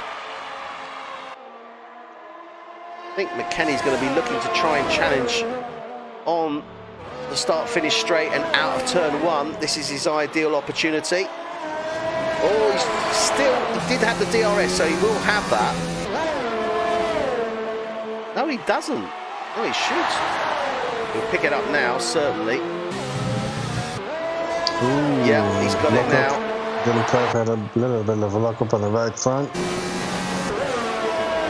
He's chasing. Dylan Platt is definitely pushing. There's no two ways about it. Keep an eye on Gary McKenny. Go back to Dylan Platt here. He's definitely pushing it hard, isn't he? Yep. Dylan Platt now will have sight of that Mercedes on this start-finish straight, so he can see his target now, and that always makes a difference. Alright, you might want to switch to Gary McKenny again, because he's now closing. Yep, out of 8. Into 9. Yeah, they're coming down now towards turn 9. What was it? Euro Trash? What was it? No, it's Cashback World Corner. Oh. So McKenny still... Yeah, he's got the DRS now. That's it. Only just. He needs that to close down to Phil Harris, but then he's got it again on the exit. There you go. Bang. DRS wing open, but he's still not able to close down. McKenny must have dialed it up. McKenny's dialed it up. Harris has dialed it up, because their ERS, both those drivers, is super depleted. They're basically almost down to 0. In the meantime, Dylan Platt is now 1.7 seconds about, and look at that gap now to Ross Milburn, 7.7. He's really opened up the burners there. He's left Ross Milburn in his dust as he's charging through now, trying to get on the back of that Mercedes as quickly as he possibly can. He's got 5 laps on these soft compound tyres. It is a fresh set. Steve's got a penalty again. That's not good. Tom Stevens in the meantime picking up another 3-second time penalty. It is his Achilles heel, as I've said before. I spoke to him last week on the podium interview about it, and you know, it's an area that he is very, very well aware of. But it's difficult, isn't it, when you get used to that racing line? And you got to remember, F1 tonight race under strict race conditions. I think the majority of leagues do, but not all. And you know, when you're sort of, it's an important factor, because obviously the width of the track is also important to the speed of the car. But you've got to be careful. In the end, it could disqualify you if you get too many. So you got to be aware of that. Well, it's not going to lose you the race or cost you places. It's going to disqualify you. It's cost Tom podium places in at least a couple of races. So it is something he's aware of. Oh, what's happened there? Callum White just went off the track. He lost it, went into the barrier. Oh my goodness me. He's got damage. He's lost the end plate on that Mercedes. And he's definitely got issues. Front left, he's lost the end plate, and this has given Dylan Platt a golden opportunity. He's got past him, but that was very strange because that was on the straight. Oh, he might be trying defensive moves or yeah, he might have been looking to weave. Yeah, and Phil Harris picks a 3-second time penalty as well. Unbelievable. Yeah, he might have been trying to break the toe, I guess, for Dylan Platt. And in so doing, just oversteered a little bit too much and went off the track. And that's going to cost him. He's going to have to come in. Then he's going to need to get a new wing. And he can probably stay out there, but is there much point? He's on medium tyres. I mean, you know, if he's going to make it worthwhile, he's going to need to go at least another 20-odd laps on those tyres. He's staying out. He is staying out. I guess he's got no choice, though, has he, really? If he feels he can handle it. Oh, and what again. What the hell was that? He's out. He's retired from the session. Well, what happened there? That is He's bizarre. on the middle of the road. This is going to be a safety car. That is definitely going to be. But that is very weird because that's exactly the same spot that it happened on the previous lap. He just seemed to veer off the track for no apparent reason. Now, I don't know what that is. Whether there's any sort of... Oh, and contact! Deary me, who was that? I think that was Gary McKenny. I'm not too sure. Oh, that's why it's so important to yell or to say where you DNF'd if you're on somewhere on the track. That's why we're always, for the people who don't know, we're always in contact with each other. But that's not to talk about strategies, not to talk about whatever. I think it was Cameron, actually. Sorry. Yes, say where you are and what's happened. Say where you are, what happens, and we're allowed to say if you're gonna pit, but only in sector 3. This just takes a little bit more of. It gives a bit more safety. Yeah. And it keeps a bit more the continuity in the game. Otherwise, it could be just a big bang and it's carnage. All over. Yeah. Well, we've seen carnage at many tracks before. The one that immediately jumps to mind is Azerbaijan in season 4. Azerbaijan! Oh no! Yeah, that was. Oh no! Look at that! Yeah, it was rather a hairy moment. But I'm not too sure we actually made contact with him. That's the thing. Gary McKenny made a move, and makes it stick on the first corner. That's a nice one. So Gary McKenny gets past Adrian. No, it says Adrian Rich, but it's not. He's got past Phil. Hang on, I'm confused. Oh, it's a blue flag situation. I was about to say, he's got past Jack Wilson, one of the back markers. That's totally throwing me. I was like, what's going on? Yeah, I was looking at the time. 17 seconds? Hang on, this thing, right? Okay, so yeah, that was Jack Wilson, one of the back markers. And the back markers, as we explained earlier, very, very much do come into play because by the nature of the track, the speed of the track, you're going to catch up with those back markers very quickly. Okay, so we are nearly halfway through. This is lap 30 of 71, and this is F1 Tonight UK, Season 1, Round 9, here in Austria at the Red Bull Ring in Spielberg. And we are riding on board at this moment in time with Gary McKenny. He's sitting in P5, and we've had some interesting times. Started off with the dry weather, then went on to intermediate weather, and a few of the drivers didn't get on too well with that. We had some very peculiar incidents. Saw Sean Street go out early, Jamie Good went out in the wet, Ryan Grice out in the wet as well. Then we saw Callum White go out under very, very odd circumstances on the straight. Second time he did that, just seemed to veer off left on the straight for some bizarre reason. I don't know if that's a pad issue, I'm not too sure, because he does use a pad, I think. So he DNFs. That leaves us with 10 drivers remaining, so they're all in the points. So in P10 we have Jack Wilson in the Williams. or the Rocket Williams, whichever way you want to look at it. Then we've got Cameron Widdowson, he's in P9 in that Renault. Tony Foster in the Ferrari is in P8. Brian Leah in the Sauber is in P7. P6 is Adrian Rich. I've got to say, this is turning out to be quite a decent race for Adrian. He seems to enjoy this track a little bit more, I think, don't you? Well, what comes into mind is also Azerbaijan, when I think of Adrian. Oh, God, yeah. Just before the castle. Yeah, let's not dwell on Adrian then. Yeah, Adrian. Do you believe in the commentators' curse, Adrian? Do you? Do you really? I think he does. Anyway, let's watch him then. Let's get that tag off. Watch him into three. I have no idea. I hope for the best for him, because I think he's doing a lot of work for the league, and you know, he's just. Yeah, Adrian. He lives and breathes F1 tonight, so yeah, you know, let's hope for a good result. That is very true. He's not only does he compete in this F1 Tonight UK league, but he also is a fantastic contributor to F1 Tonight overall, both leagues.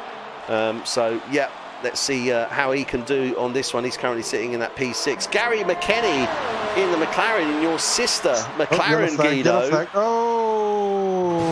He's in P5. Who are you oohing at there? P9, what was that? Callum Widdowson? Jack Wilson. Oh, Cameron Widdowson. Yeah, he's DNF'd. In the Renault. Oh, dearie me. So, describe what happened there with Cameron Widdowson in the Renault. I have no idea. I just saw the yellow flag coming up, and then I saw the DNF marker, so I couldn't see what happened. Oh, dear. Well, Cameron Widdowson has DNF'd. Leaves 9 gladiators remaining in the arena. Gary McKenny, he's in that P5 position, trying to fight his way through. He's 5.1 seconds off the back of Phil Harris. Phil Harris in that Rocket Williams, he's in P4.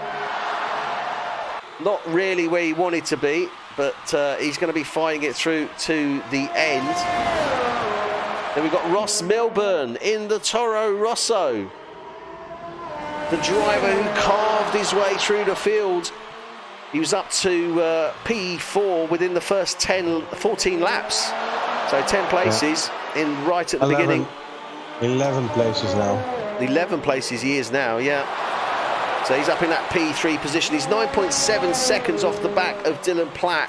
So that gap has opened up. He's not been able to close it down convincingly, but well, plenty of time still left in this race. Dylan Platt, though, must be thinking that the race gods are smiling upon him for that rather bizarre incident with Callum.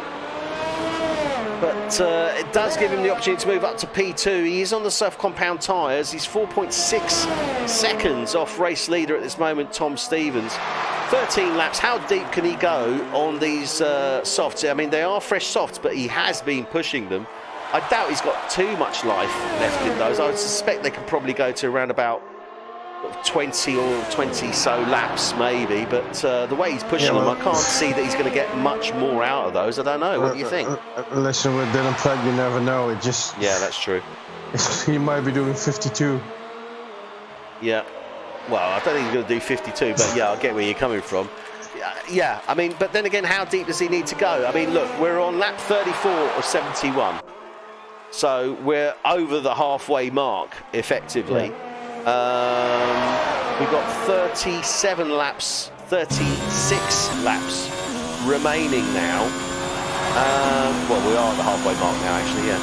So 36 laps remaining. What's he going to do? He's going to take a set of mediums. But the mediums aren't going to go that deep, so how deep are the mediums going to go? Surely the mediums, you don't want to push them much further than probably 25 at the close of the race. That being the basis, I mean, he's going to have to do another 11 laps on these. I can't see that happening. I think he's going to go on to the hards. Will it? I think he's going to push these tires way to the end. And I don't know where the end is, according to Dylan, because you just can't tell. But I think he's gonna really push it. Maybe 10 laps now. I have no idea. I can't tell. Okay.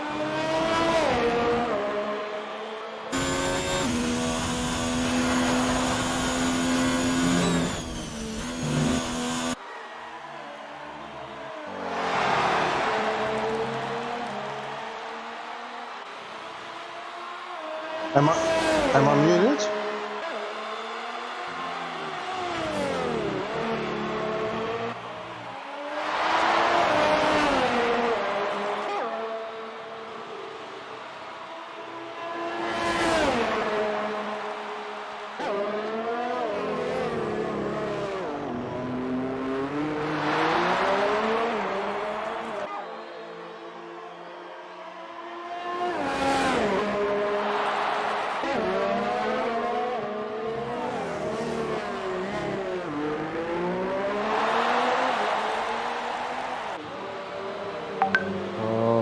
So I'm now looking at Tom Stevens. He's my, he's not really my number one, but as he said, I think he's going to win the race, and he's on his way with the medium tires. He is. He's got 14 laps, obviously already on those medium tires. He's 5.4 seconds ahead at this moment in time of Dylan Platt, and Dylan is trying to charge through. He is closing down that gap convincingly. He hasn't really been pushing those mediums though, has he? We've got, oh, Adrian Richards DNF'd! Oh, he's DNF'd. Adrian Richards DNF'd. Don't know where that is. Looks like that may have been out of 6. We're on board with Jack Wilson now, who's behind him on track. It was on the straight.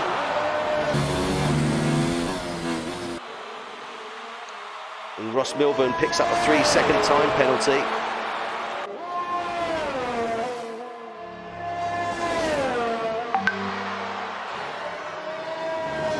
Yeah, it must have been. I think it was in the pit. I think he may have retired. Or did he DNF? It says DNF though. Yeah, it was in the pits. In the pits? It must have been, but I don't know how he DNF'd in the pits. Okay, very bizarre. We will undoubtedly find out what happened there in due course. How bizarre. Well, we've seen some bizarre things already. I mean, that one with Callum White is just going to stick in my head forever and a day because I cannot for the life of me figure out what happened. But, you know, the thing is, actually, we saw that. You said that it was the same as the lap before, but it's... Yeah, it was. It's exactly the same spot. It was on the straight, and it looked like he caught a little bit of grass on the left, and then just totally lost it. You know.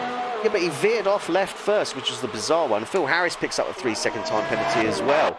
Okay, so we're on lap 38 of 71.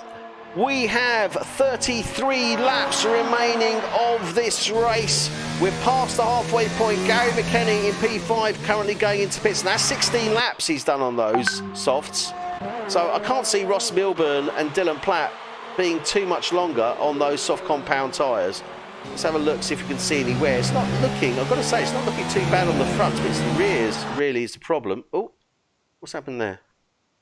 What's happened? What? Oh, that's weird. My controller just suddenly went. Okay, that's a bit weird. Gary McKenny's gone in. Ross Milburn, he's staying out. So Ross Milburn is staying out. Gary McKenny's gone on to a set of softs. He's gone on to another set of softs, yeah. He'd only done 16 laps on those ones, but these guys are on 18 laps. I wonder if he's just sort of changing it up. He's going super aggressive here, isn't he? Could be, because he's got to change that again. He's not going to make that till the end. No way. So he's going to come in, he's going to try and push it as much as he can, I think, and then maybe go on to a set of mediums. Dylan Platt, in the meantime, is now 5.8 seconds off the back of Tom Stevens. And Tom, I think, is pulling out somewhat. Looks like he's closing in on one of the back markers. It's the Alfa Romeo, maybe Ryan Lear. Gary McKenny is actually behind Tom Stevens at the moment on track, although he is in that P6 position. So 6.1, so yeah, Dylan Platt, that gap is opening up now. So I think those softs are going off because Tom Stevens is pulling out a bigger gap on him now. Tom Stevens has got 3 penalties. And as it looks now, that is Dylan Platt's got 1. So 9. That's 6 seconds. The difference that's 9 between seconds. Them 9 seconds for Tom Stevens. Yeah, and then 3 seconds for Dylan Platt. So 6 seconds is the real gap between them. So that means that actually Dylan Platt is nearly 2/10 off the back of Tom Stevens. So this is really going to make a difference. I can see why Dylan is pushing.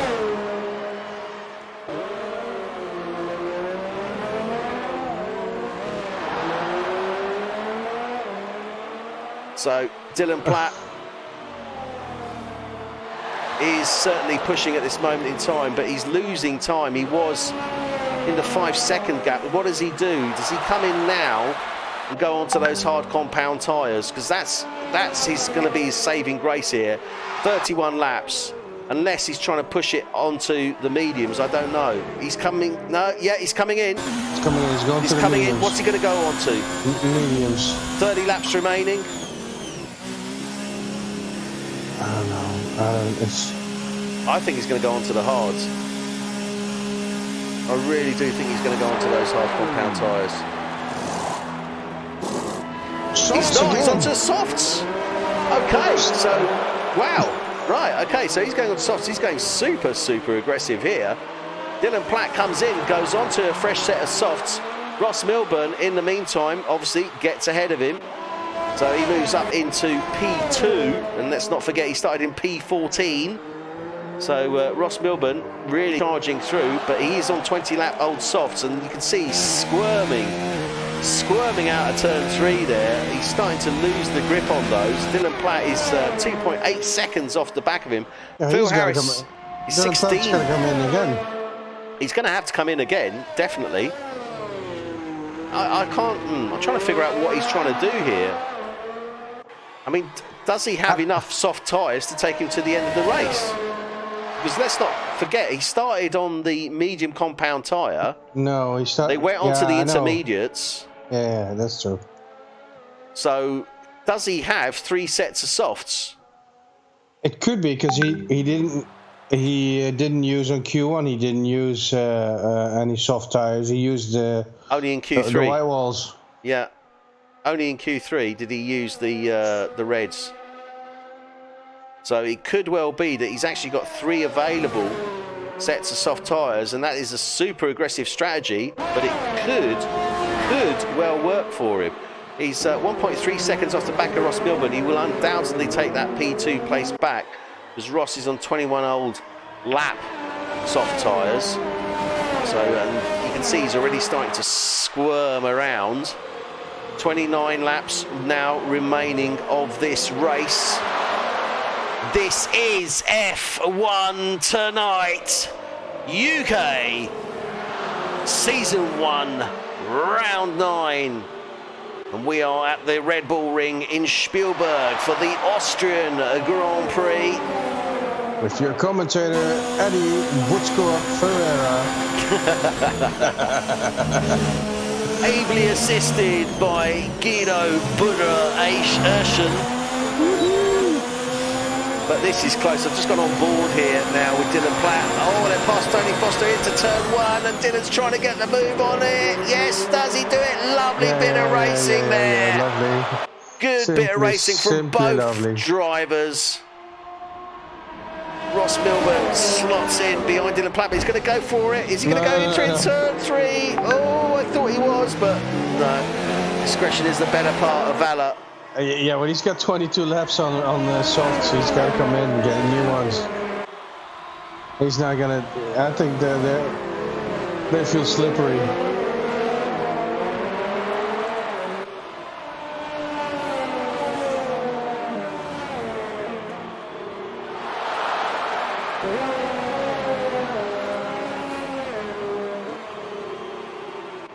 Well, we will see what happens. Yeah. He's not coming in. He's pretty confident then, I guess. Certainly looks that way.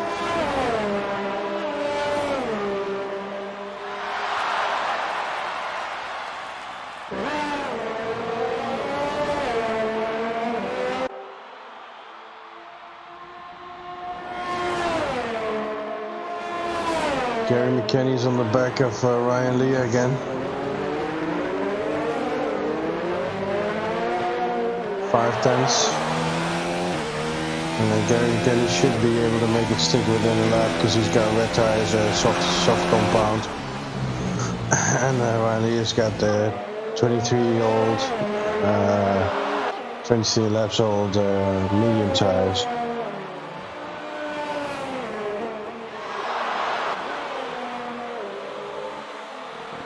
Yeah, he's got the DRS.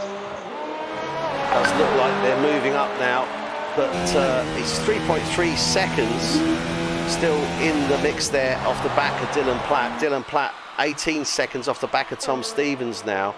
Gary McKenny is closing in on the back, as you said there, Ryan Leah. No, he's making a move, No, not yet, he's backing off a bit. And DRS point again here.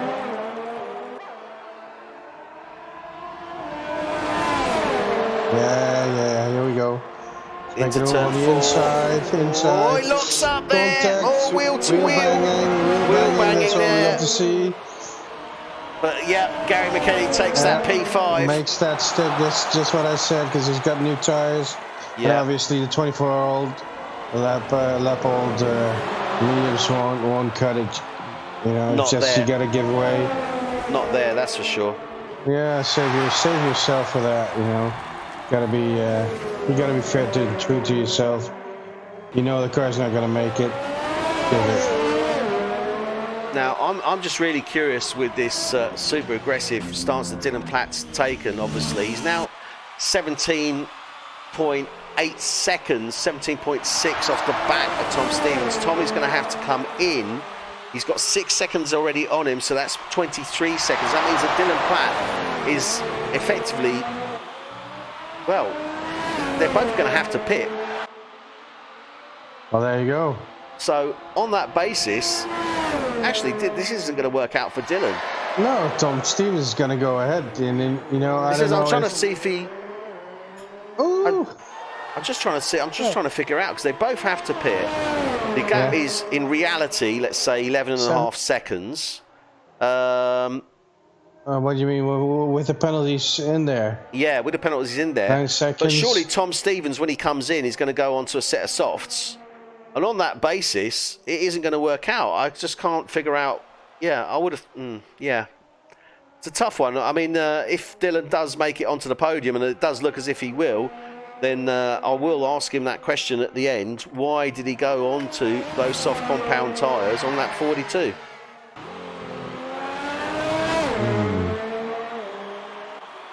I don't know. It's strange. And don't get me wrong, because it's it's fun to talk about strategies like this, because it's totally.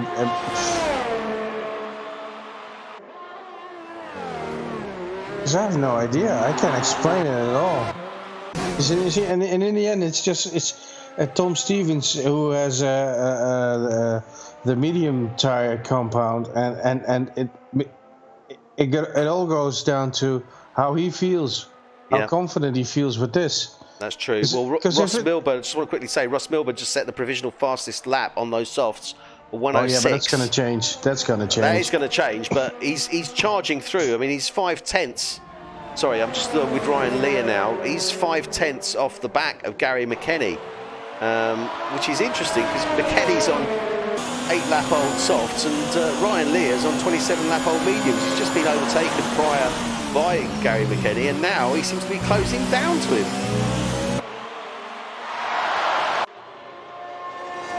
Very odd. But I guess, I mean, you do find though with those soft tyres, they sometimes get like a second life before they suddenly crash, don't they? The thing is, and what we didn't take into account, is how much fuel they still have left. It could be that surely both cars are on the same sort of fuel load or thereabouts, one would have thought. I know, but you could have saved the richness or the how much you used. I don't know. It's always difficult. I mean, I've seen this before, and I've seen it actually from Ryan Leah as well, where he seems to make the most out of the medium compound tyre or a harder compound tyre and close down something that's got supposedly the faster tyre ahead of him. It is something that I've seen him do before, and he's definitely there. I mean, he's staying with McKenny. He may not be challenging him as yet, but he's certainly closing it down, isn't he? Yeah, he's closing it. It looks like, or maybe it's Gary McKenny is just lifting, or so he can save his DRS or his ERS. Sorry. Well, that's the thing. Could Ryan be pushing on his ERS? It's certainly more depleted. Gary McKenny's he's sort of harvesting, obviously, on these corners.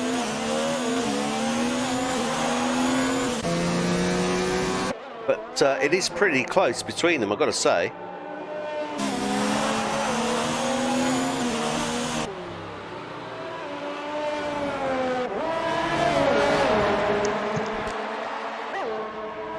Well, we're on lap 40, well, lap 50, sorry. 21 laps remaining of this race now. And what a race it's been. F1 tonight, UK. Thank you, Guido. Well said, sir. Yeah, because I heard you were eating, so that's why I thought, we'll just take that bit. Well, you might as well. Yeah. Ryan Lear closing down now 3/10 off the back of Gary McKenny. He's really closing in. How did that happen then? Don't know. Is a good. Is probably the most relevant answer I can give. No idea at all. But it could be a possibility that the 11 lap old softs are so. Could that be? Yeah, but then again, Ryan Lee is running on 29 lap old mediums. Oh, maybe they've just come to life. After 25. Well, that's what I'm saying. Sometimes you do find they do get a second sort of life, but the problem is when they get their second life, they drop suddenly. So I would say that those softs, those mediums haven't got much more running on them. But certainly Leah's going to gain from overtaking on track McKenny.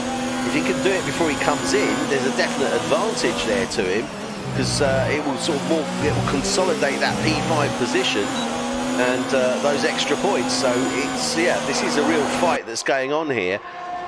But now Ryan Lear's got his teammate Dylan Platt closing in on the back of him, and then they've got Phil Harris ahead as well. So Dylan Platt is now 14 seconds off Tom Stevens. He's gone for that super aggressive stance onto those soft compound tyres, but now he needs to get past his teammate. Needs to pass Gary McKenny and Phil Harris as well. This is not going to be easy. Jack Wilson, sorry, not Phil Harris. Jack Wilson moves across there. Blue flags being waved. Let's go on board now with Dylan Platt as he comes through these back markers. Surely his teammate's going to make it fairly straightforward, but then again, he doesn't really want to. Yeah, he does move over to the right-hand side of the track. Nice. But there goes that fight, Yeah.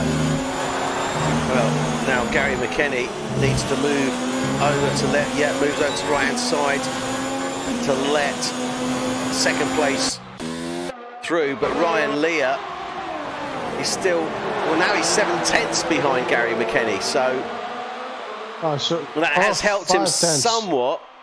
5/10 again. Yeah, 4/10. He's going to have the DRS. Look at that. Out of this turn 3. Oh, McKenny, yes, good move there. McKenny does it well. No, that's good. That's good. What does he do now? Because McKenny now is in a Alfa Romeo sandwich. Come on, give us a little bit of a show here. Let's do some wheel banging. Obviously, he's looking at the back where he's got those two red chevrons that shows where the car is behind. That's what you see when you're in the car. You see chevrons lining up, and when they're red, the car is really close, and when they're just white, there's a car in the vicinity, but it's not challenging you as yet. Not challenging you, not in a position to overtake. But as you see it, as they are as this, they are red. And if you see that every lap, you're going to get nervous, and you're going to make a mistake. Yeah, and that's the thing, isn't it? It's holding your nerve, basically. Yeah, that's what it is, yeah. Ryan Lear still maintaining that 3/10 gap to Gary McKenny. Oh, that's so close. Well, it was close. But Gary McKenny is driving a beautiful line here. So it's the right line, but it's also a defensive line. He's not giving Ryan Lear the door to walk through, really, is he? Yeah, well, there you go. That's what you need to do. Yeah.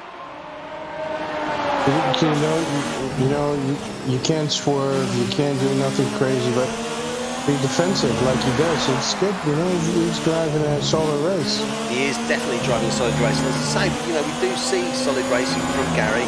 He's always there. He's always in the mix. He may not necessarily be in a top 3 all the time, but he's always there in the mix, making it count. Yeah, and it's fun to watch. Oh, and his name moved on him now. Oh, a little bit of wheel banging there. Oh, that was a little bit over-aggressive then. I don't understand why that would happen. Little bit of wheel banging there on the straight into 1, but Ryan Lear does get past Gary McKenny, moves up into that P5 place. So considering he's in 33 lap olds. Well, 33, but this is important because he's going to have to come in.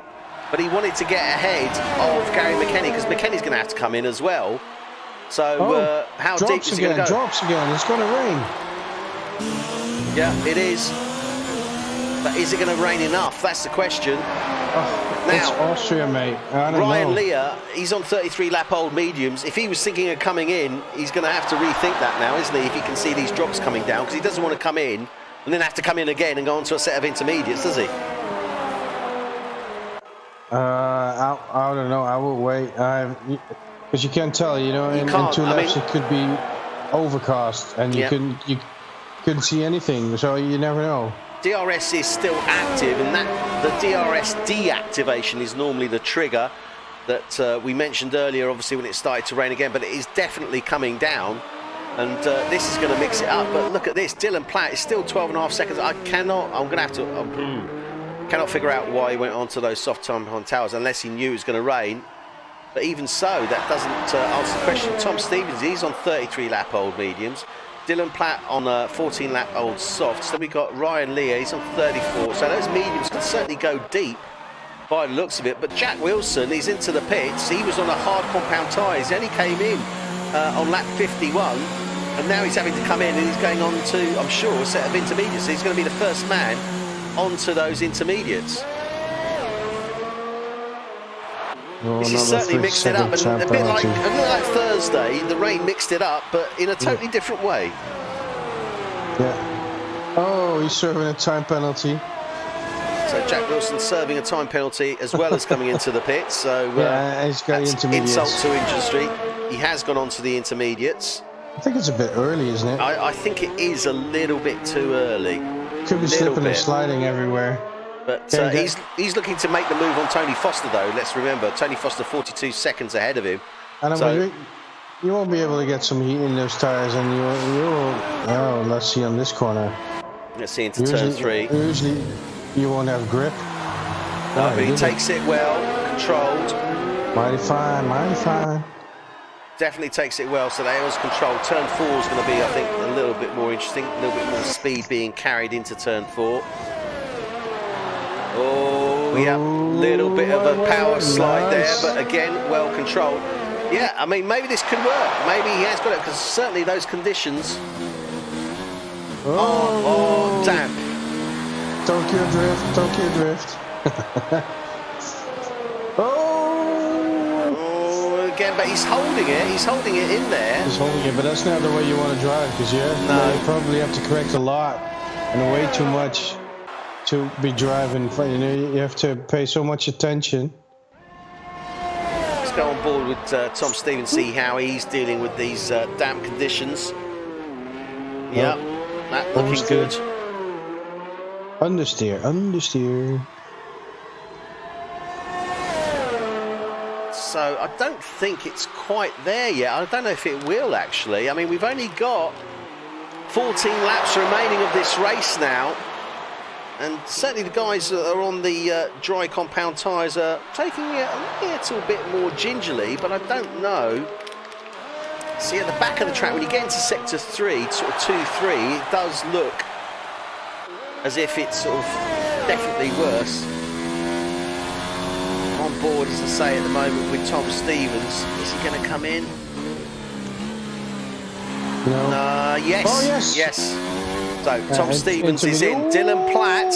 Watch it. Break.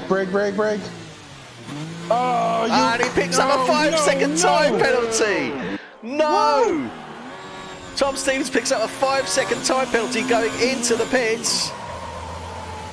Right, Dylan Platt is clean, so that's now 11 seconds, and that is exactly the gap between them. So Tom Stevens comes out on the intermediates, Dylan Platt onto the intermediates, he's out as well, and this is going to cost Tom Stevens dearly, that 5-second time penalty for speeding in the pit lane. Mate, I had you posted as P1. I told you were going to win it. Yeah. Keep it together. Come on. Well, as I said, it is his Achilles heel at the moment in the league. These penalties, not only track penalties, obviously, but certainly you don't want to be incurring those pit penalties. 5 seconds, that is very, very costly indeed. And that means now that in reality, Dylan is actually only 1 second off the back of Tom Stevens now.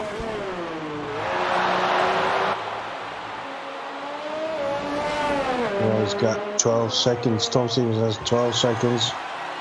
Plus a 5-second time penalty now that he still has to serve. Sorry, did you say Tom Stevens got 12 seconds penalties plus the 5, or is that 12 including the 5? No, that's plus the 5.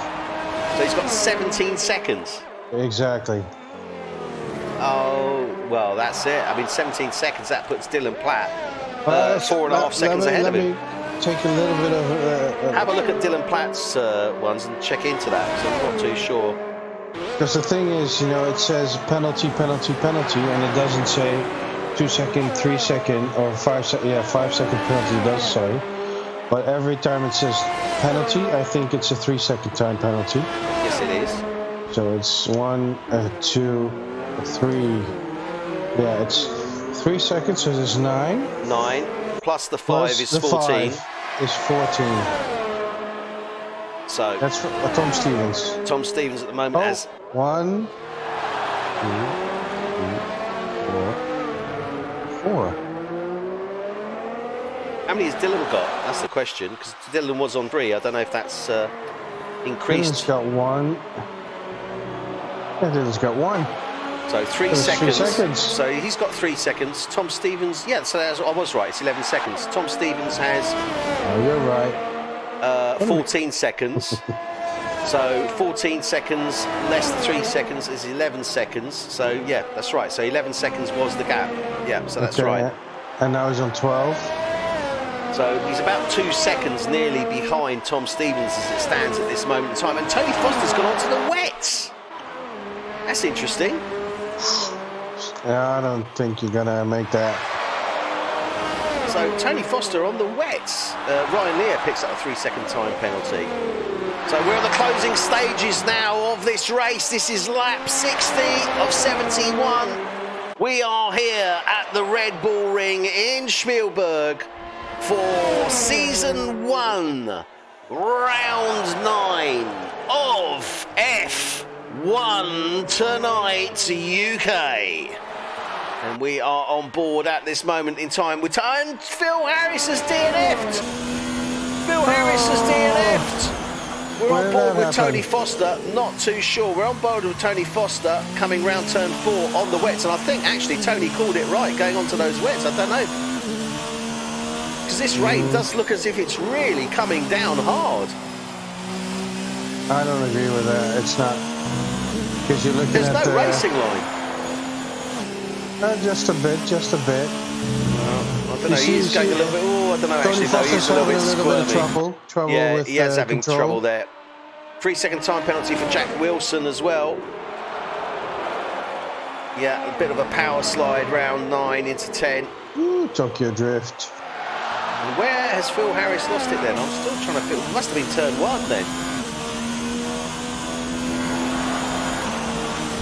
We may not see his car, but we will see Tony Foster move up to that P6 place. Yeah, and it was in turn 1. Turn 1. Yeah, so Phil Harris lost it into turn 1. The thing is, we still, we saw a number of DNFs, but we still haven't seen the safety car come out. No, we haven't. That's a very good point. That's probably a thing with Codemasters or whatever. It's, I think we saw the Mercedes stand in the middle of the straight, in the middle of the road, and there was still no safety car. Yeah, and we did see and one of dear the Codemasters, you can tell me a lot, but that is definitely a safety car. Yeah, that is true. I guess it's a question of how real do you make it, ultimately, at the end of the day. I mean, I know that certainly in previous versions of the game, there was safety car was far more apparent, which was somewhat annoying, because it was too much then, wasn't it? Yeah, it was too much. I think at that time we had a bit of contact with... That was in 2017, wasn't it? Yeah, we had a bit of contact with Codemasters, and they told us a bunch of things, and... They changed the speed of the safety car while we talked to them about that. Yeah. And because we thought the safety car was too slow, and they notched it up by 20k, I think. Yeah. Yeah. But right, this has really put a different complexion on it now. So Dylan Platt is still 14.3 seconds behind Tom Stevens. That deficit is actually less, 11 seconds. So that's actually 3.4 seconds that stands at this moment in time. So Dylan Platt's still got work to do if he wants to try and get that P1 place from Tom Stevens. That said, though, Ross Milburn, solid P3 as it looks at this moment in time. He may be 35 seconds off the back of Dylan Platt, but he's got Ryan Lear, who's a minute behind him. So that's a solid podium finish there at this moment, isn't it? I mean, we've only got 8 laps remaining.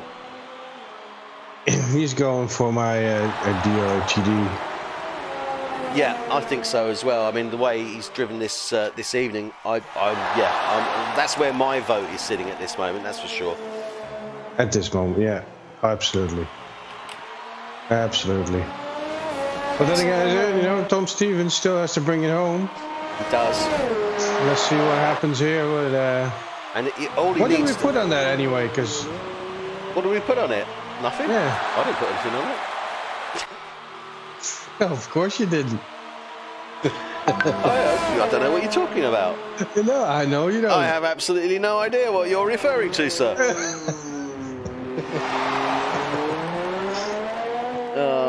I bet you don't.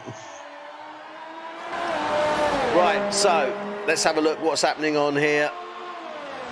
We've got 7 laps remaining now of this race.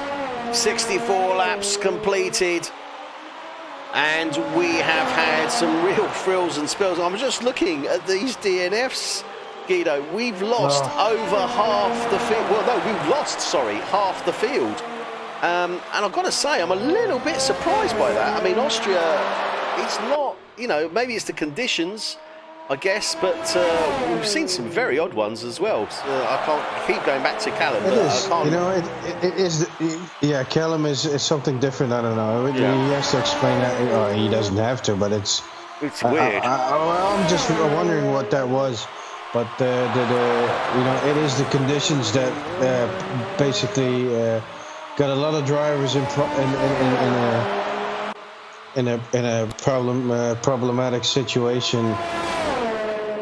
And but when I look at Thursday, it makes it interesting, It does I mean, when I look at Thursday, the Netherlands race, wet conditions, but I think the difference between that was it was wet conditions from the start, so everybody was taking it pretty easy. Yeah. This was somewhat different because we had dry conditions that went to wet, that went to dry, that have now gone back to wet again. So it's a slightly different. I suppose your racing thought process is different. under those sort of conditions, isn't it? Yeah, but my racing thought process, as you say, is in the tire management of these guys. Yeah. Is totally lost. I have no idea why there was a double soft, and then you know, maybe, but it could be obviously that Jeff on the radio told them it's going to be raining in 2 minutes or 3 minutes. Yeah. And then the 2-time soft tires is a good call. Yeah, it could well be. It could well be. I mean, but you know, you think that the guys were aware, obviously, of the of potentially, you know, the weather that would actually be out there. Yeah. So yeah, definitely. So it's a bit of a strange one. Right, let's go and have a look where these guys are at this moment in time. Jack Wilson in the Rocket Williams is currently sitting in that P7 position. He's not going to be unhappy with that too much. I mean, he's going to be picking up 6 championship points for it. So, yeah, you know, certainly better than 0, that's for sure.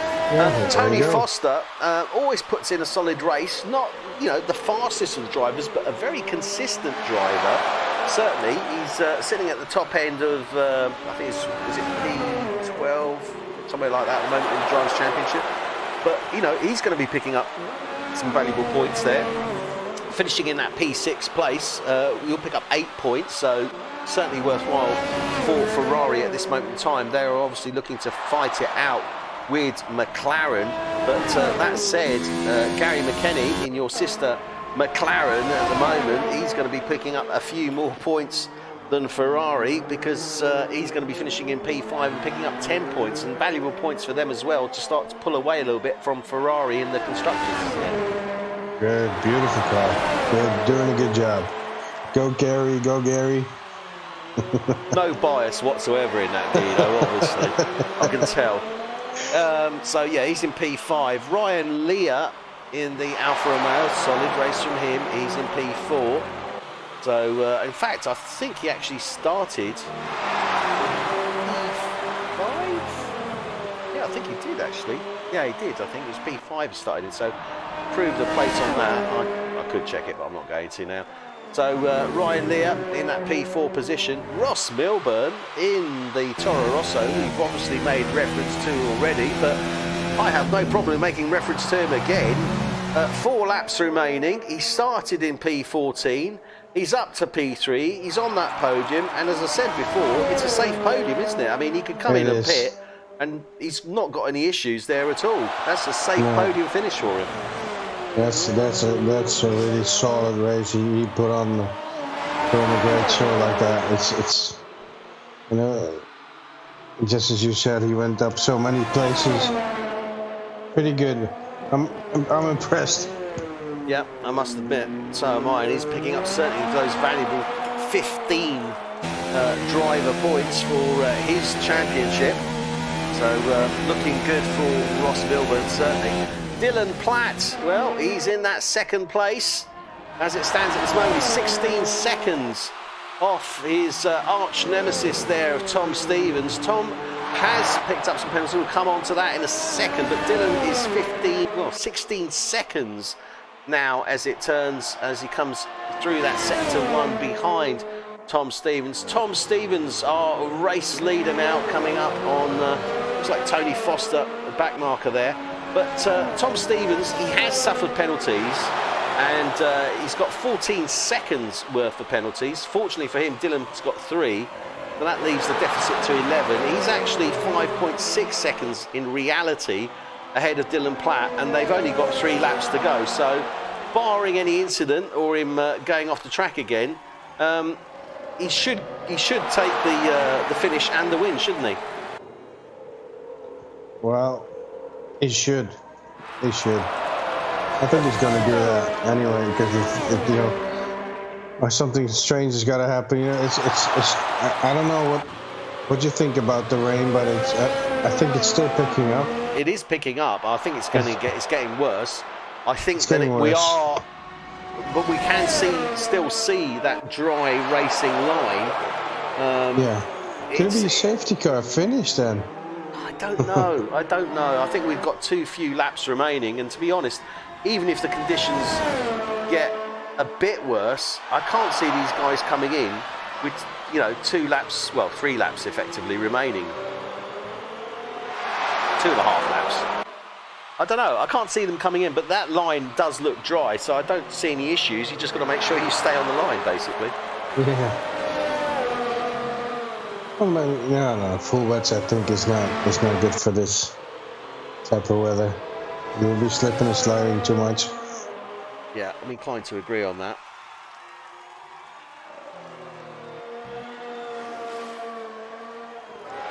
I think Dylan Platt is losing time. He's on 16.8 seconds. Yeah, he's definitely losing time on Tom Stevens. Tom Stevens, I think, has found his flow, and he's been progressively putting in. Intermediates. He's been putting in that, you know, certainly faster laps, without any shadow of a doubt. He's on his penultimate lap now. Dylan Platt just coming onto the start-finish straight. So I think it is going to be pretty much as it stands at this moment in time.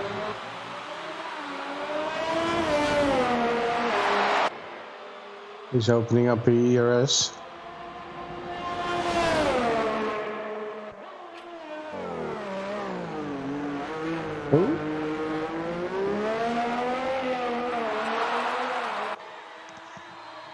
Just on board at the moment with Dylan Platt.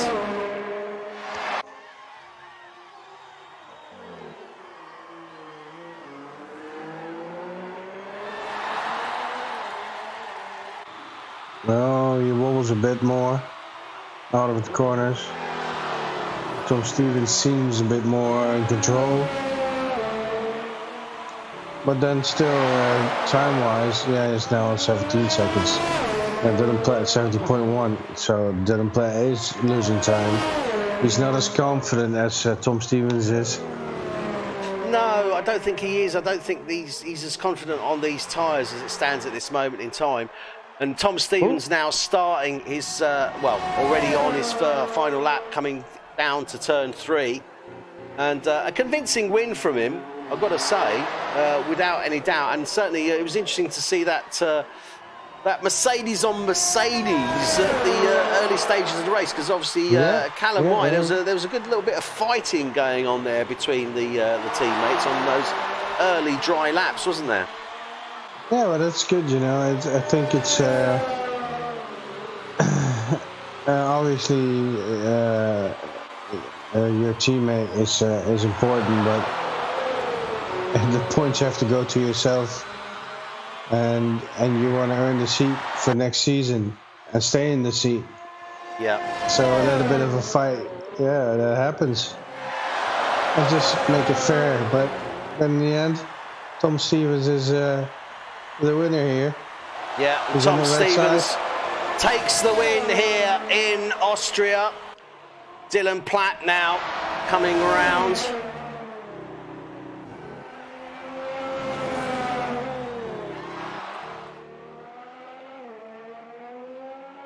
But Tom Stevens didn't serve the 5-second time penalty. Yeah, Dylan Platt does take that second place. We were hesitating there because we weren't too sure, really, were we? Yeah, that's why we didn't say too much. But now it's plus 4 seconds. So our calculations were correct. They were, and Ross Milburn will be coming across to take. Yeah, and I'm gonna have to say Ross Milburn. That's definitely the driver of the day. Yeah. He put on a solid race. No weird stuff. And just the basic the things of going 11 places up and landing on a podium is incredible. Yeah. So definitely. And they're up on the podium now.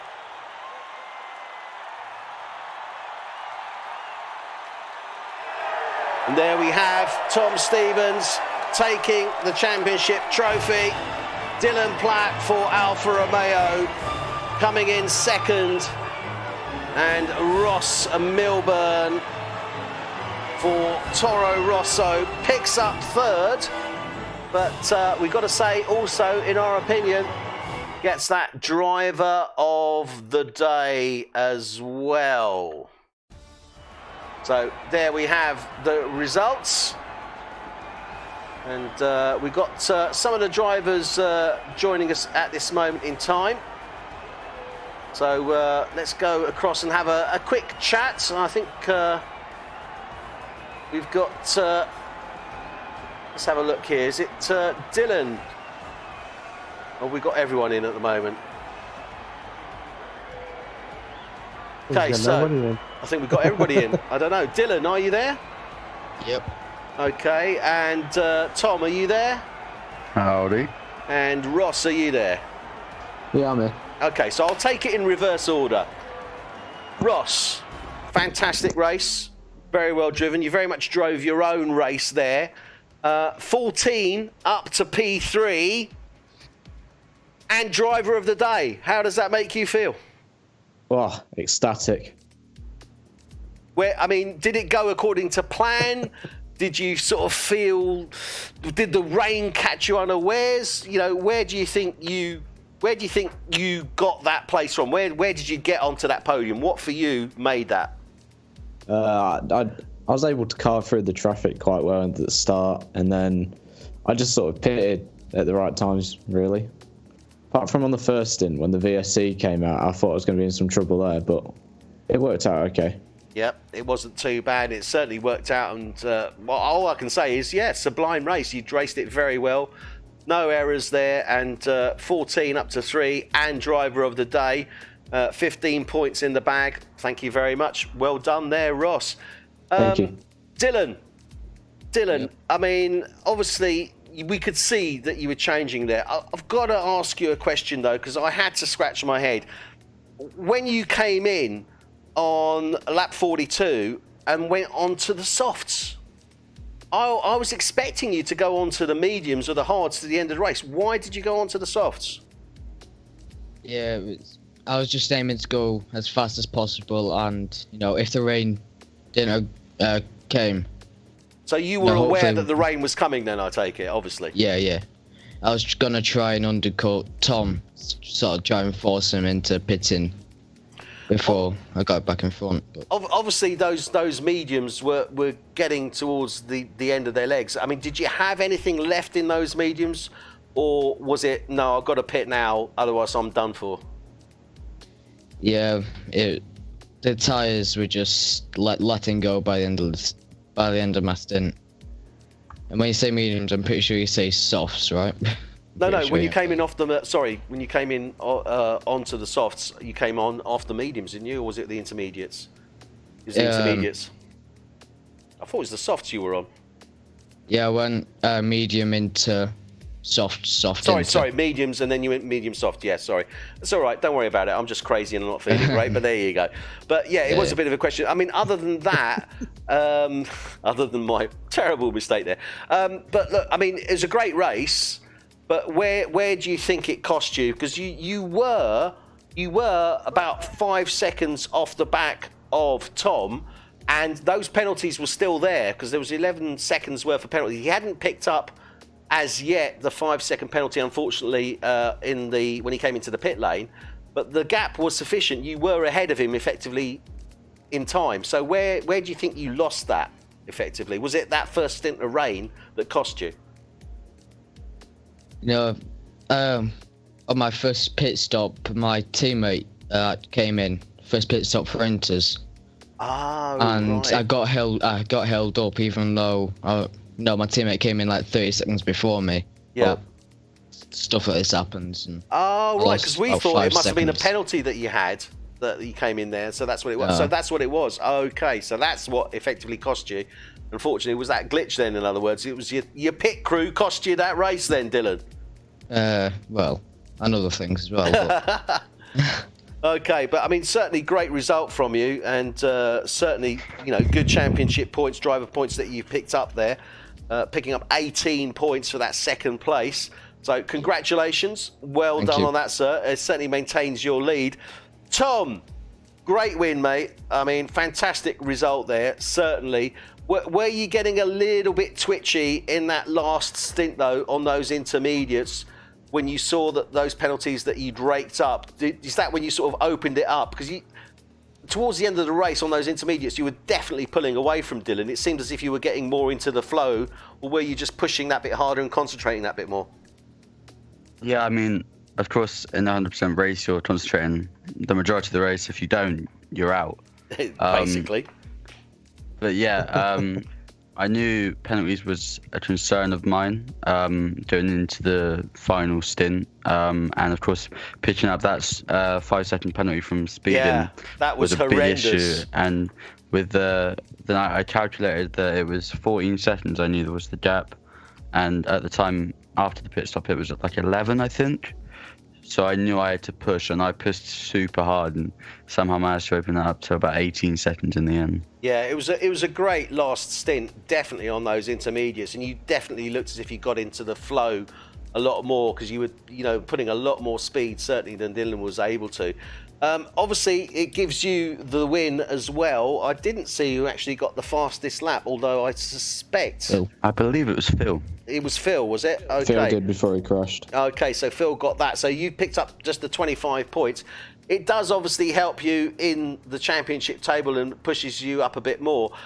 Also, we saw a little bit of toing and froing between the Mercedes team and the early laps. Yeah, I mean, I know. That was looking. It was great from our point of view. Don't get me wrong, but was that something that was planned, or was it just that you guys were enjoying yourselves out there and thought you'd give it some?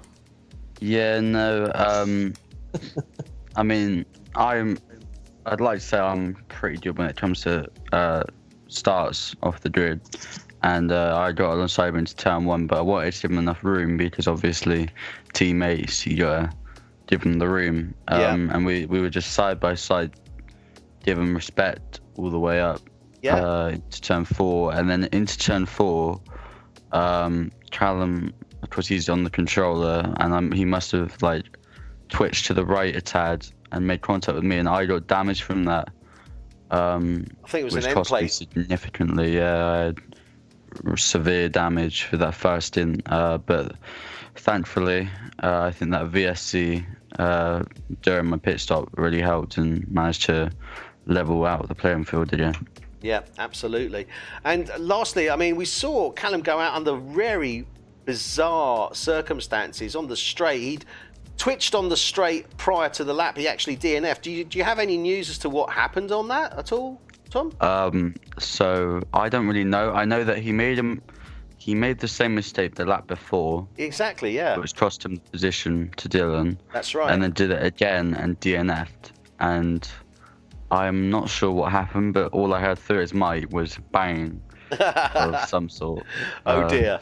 They wasn't too happy. Yeah, not and the of course, best. we knew that we could have potentially got a 1-2. I think he was looking all right on pens. So if we got that 1-2, we really needed it with Ryan finishing P4. Yeah, absolutely. I think that, it has unfortunately cost the team, but it is the nature of the game, unfortunately, and it's all part and parcel. Thank you very much, guys, for joining us for this podium interview. Fantastic race from all three of you. Very, very well done indeed. Next week, we're at Silverstone. So, Yay. Tom, how do you think you're going to do at Silverstone? And I'll take this in reverse order. Where do you think you're going to be, and how do you think you're going to do? Well, I mean, I expect to be challenging for the win again, hopefully. But of course, Dylan's solid, and I think I can win if I just sort out my pens, like always. That's just always the scenario. Your penalties are your Achilles' heels. I made reference to Exactly. in the stream itself. Dylan, how do you think you're going to do next week at Silverstone? I'm just hoping, to be consistent, continue on my podium streak. Just hopefully, take the fight to Tom, but as always, he's really quick. But yeah. We'll see what happens. And lastly, Ross, how do you think you're going to do? Well, I mean, if I don't mess up in qualifying, I reckon top 5 should be quite easy. That's what I like to hear. Confidence. Ooh. Well done, all of you. Thank you very much, Guido, for your assistance with the stream and the fantastic co-commentary from yourself. And yeah, no problem. It's been fun again. Well, that's good. That's what it's all about. It's having a bit of fun. You owe me a $5. No, I don't. No, I don't. No, I don't. Honestly, Yes. no one heard that. Did you guys? I didn't know. You didn't hear that, did you? No, I heard definitely it. not. No, I definitely heard not. something about it. No, definitely not. Definitely not. Anyway, we're going to go now. So it's a good night from me. And It's good a night good from night from me. you. Good And night, good night everyone. from me. I Take know care. my job. I know my job. Jeez.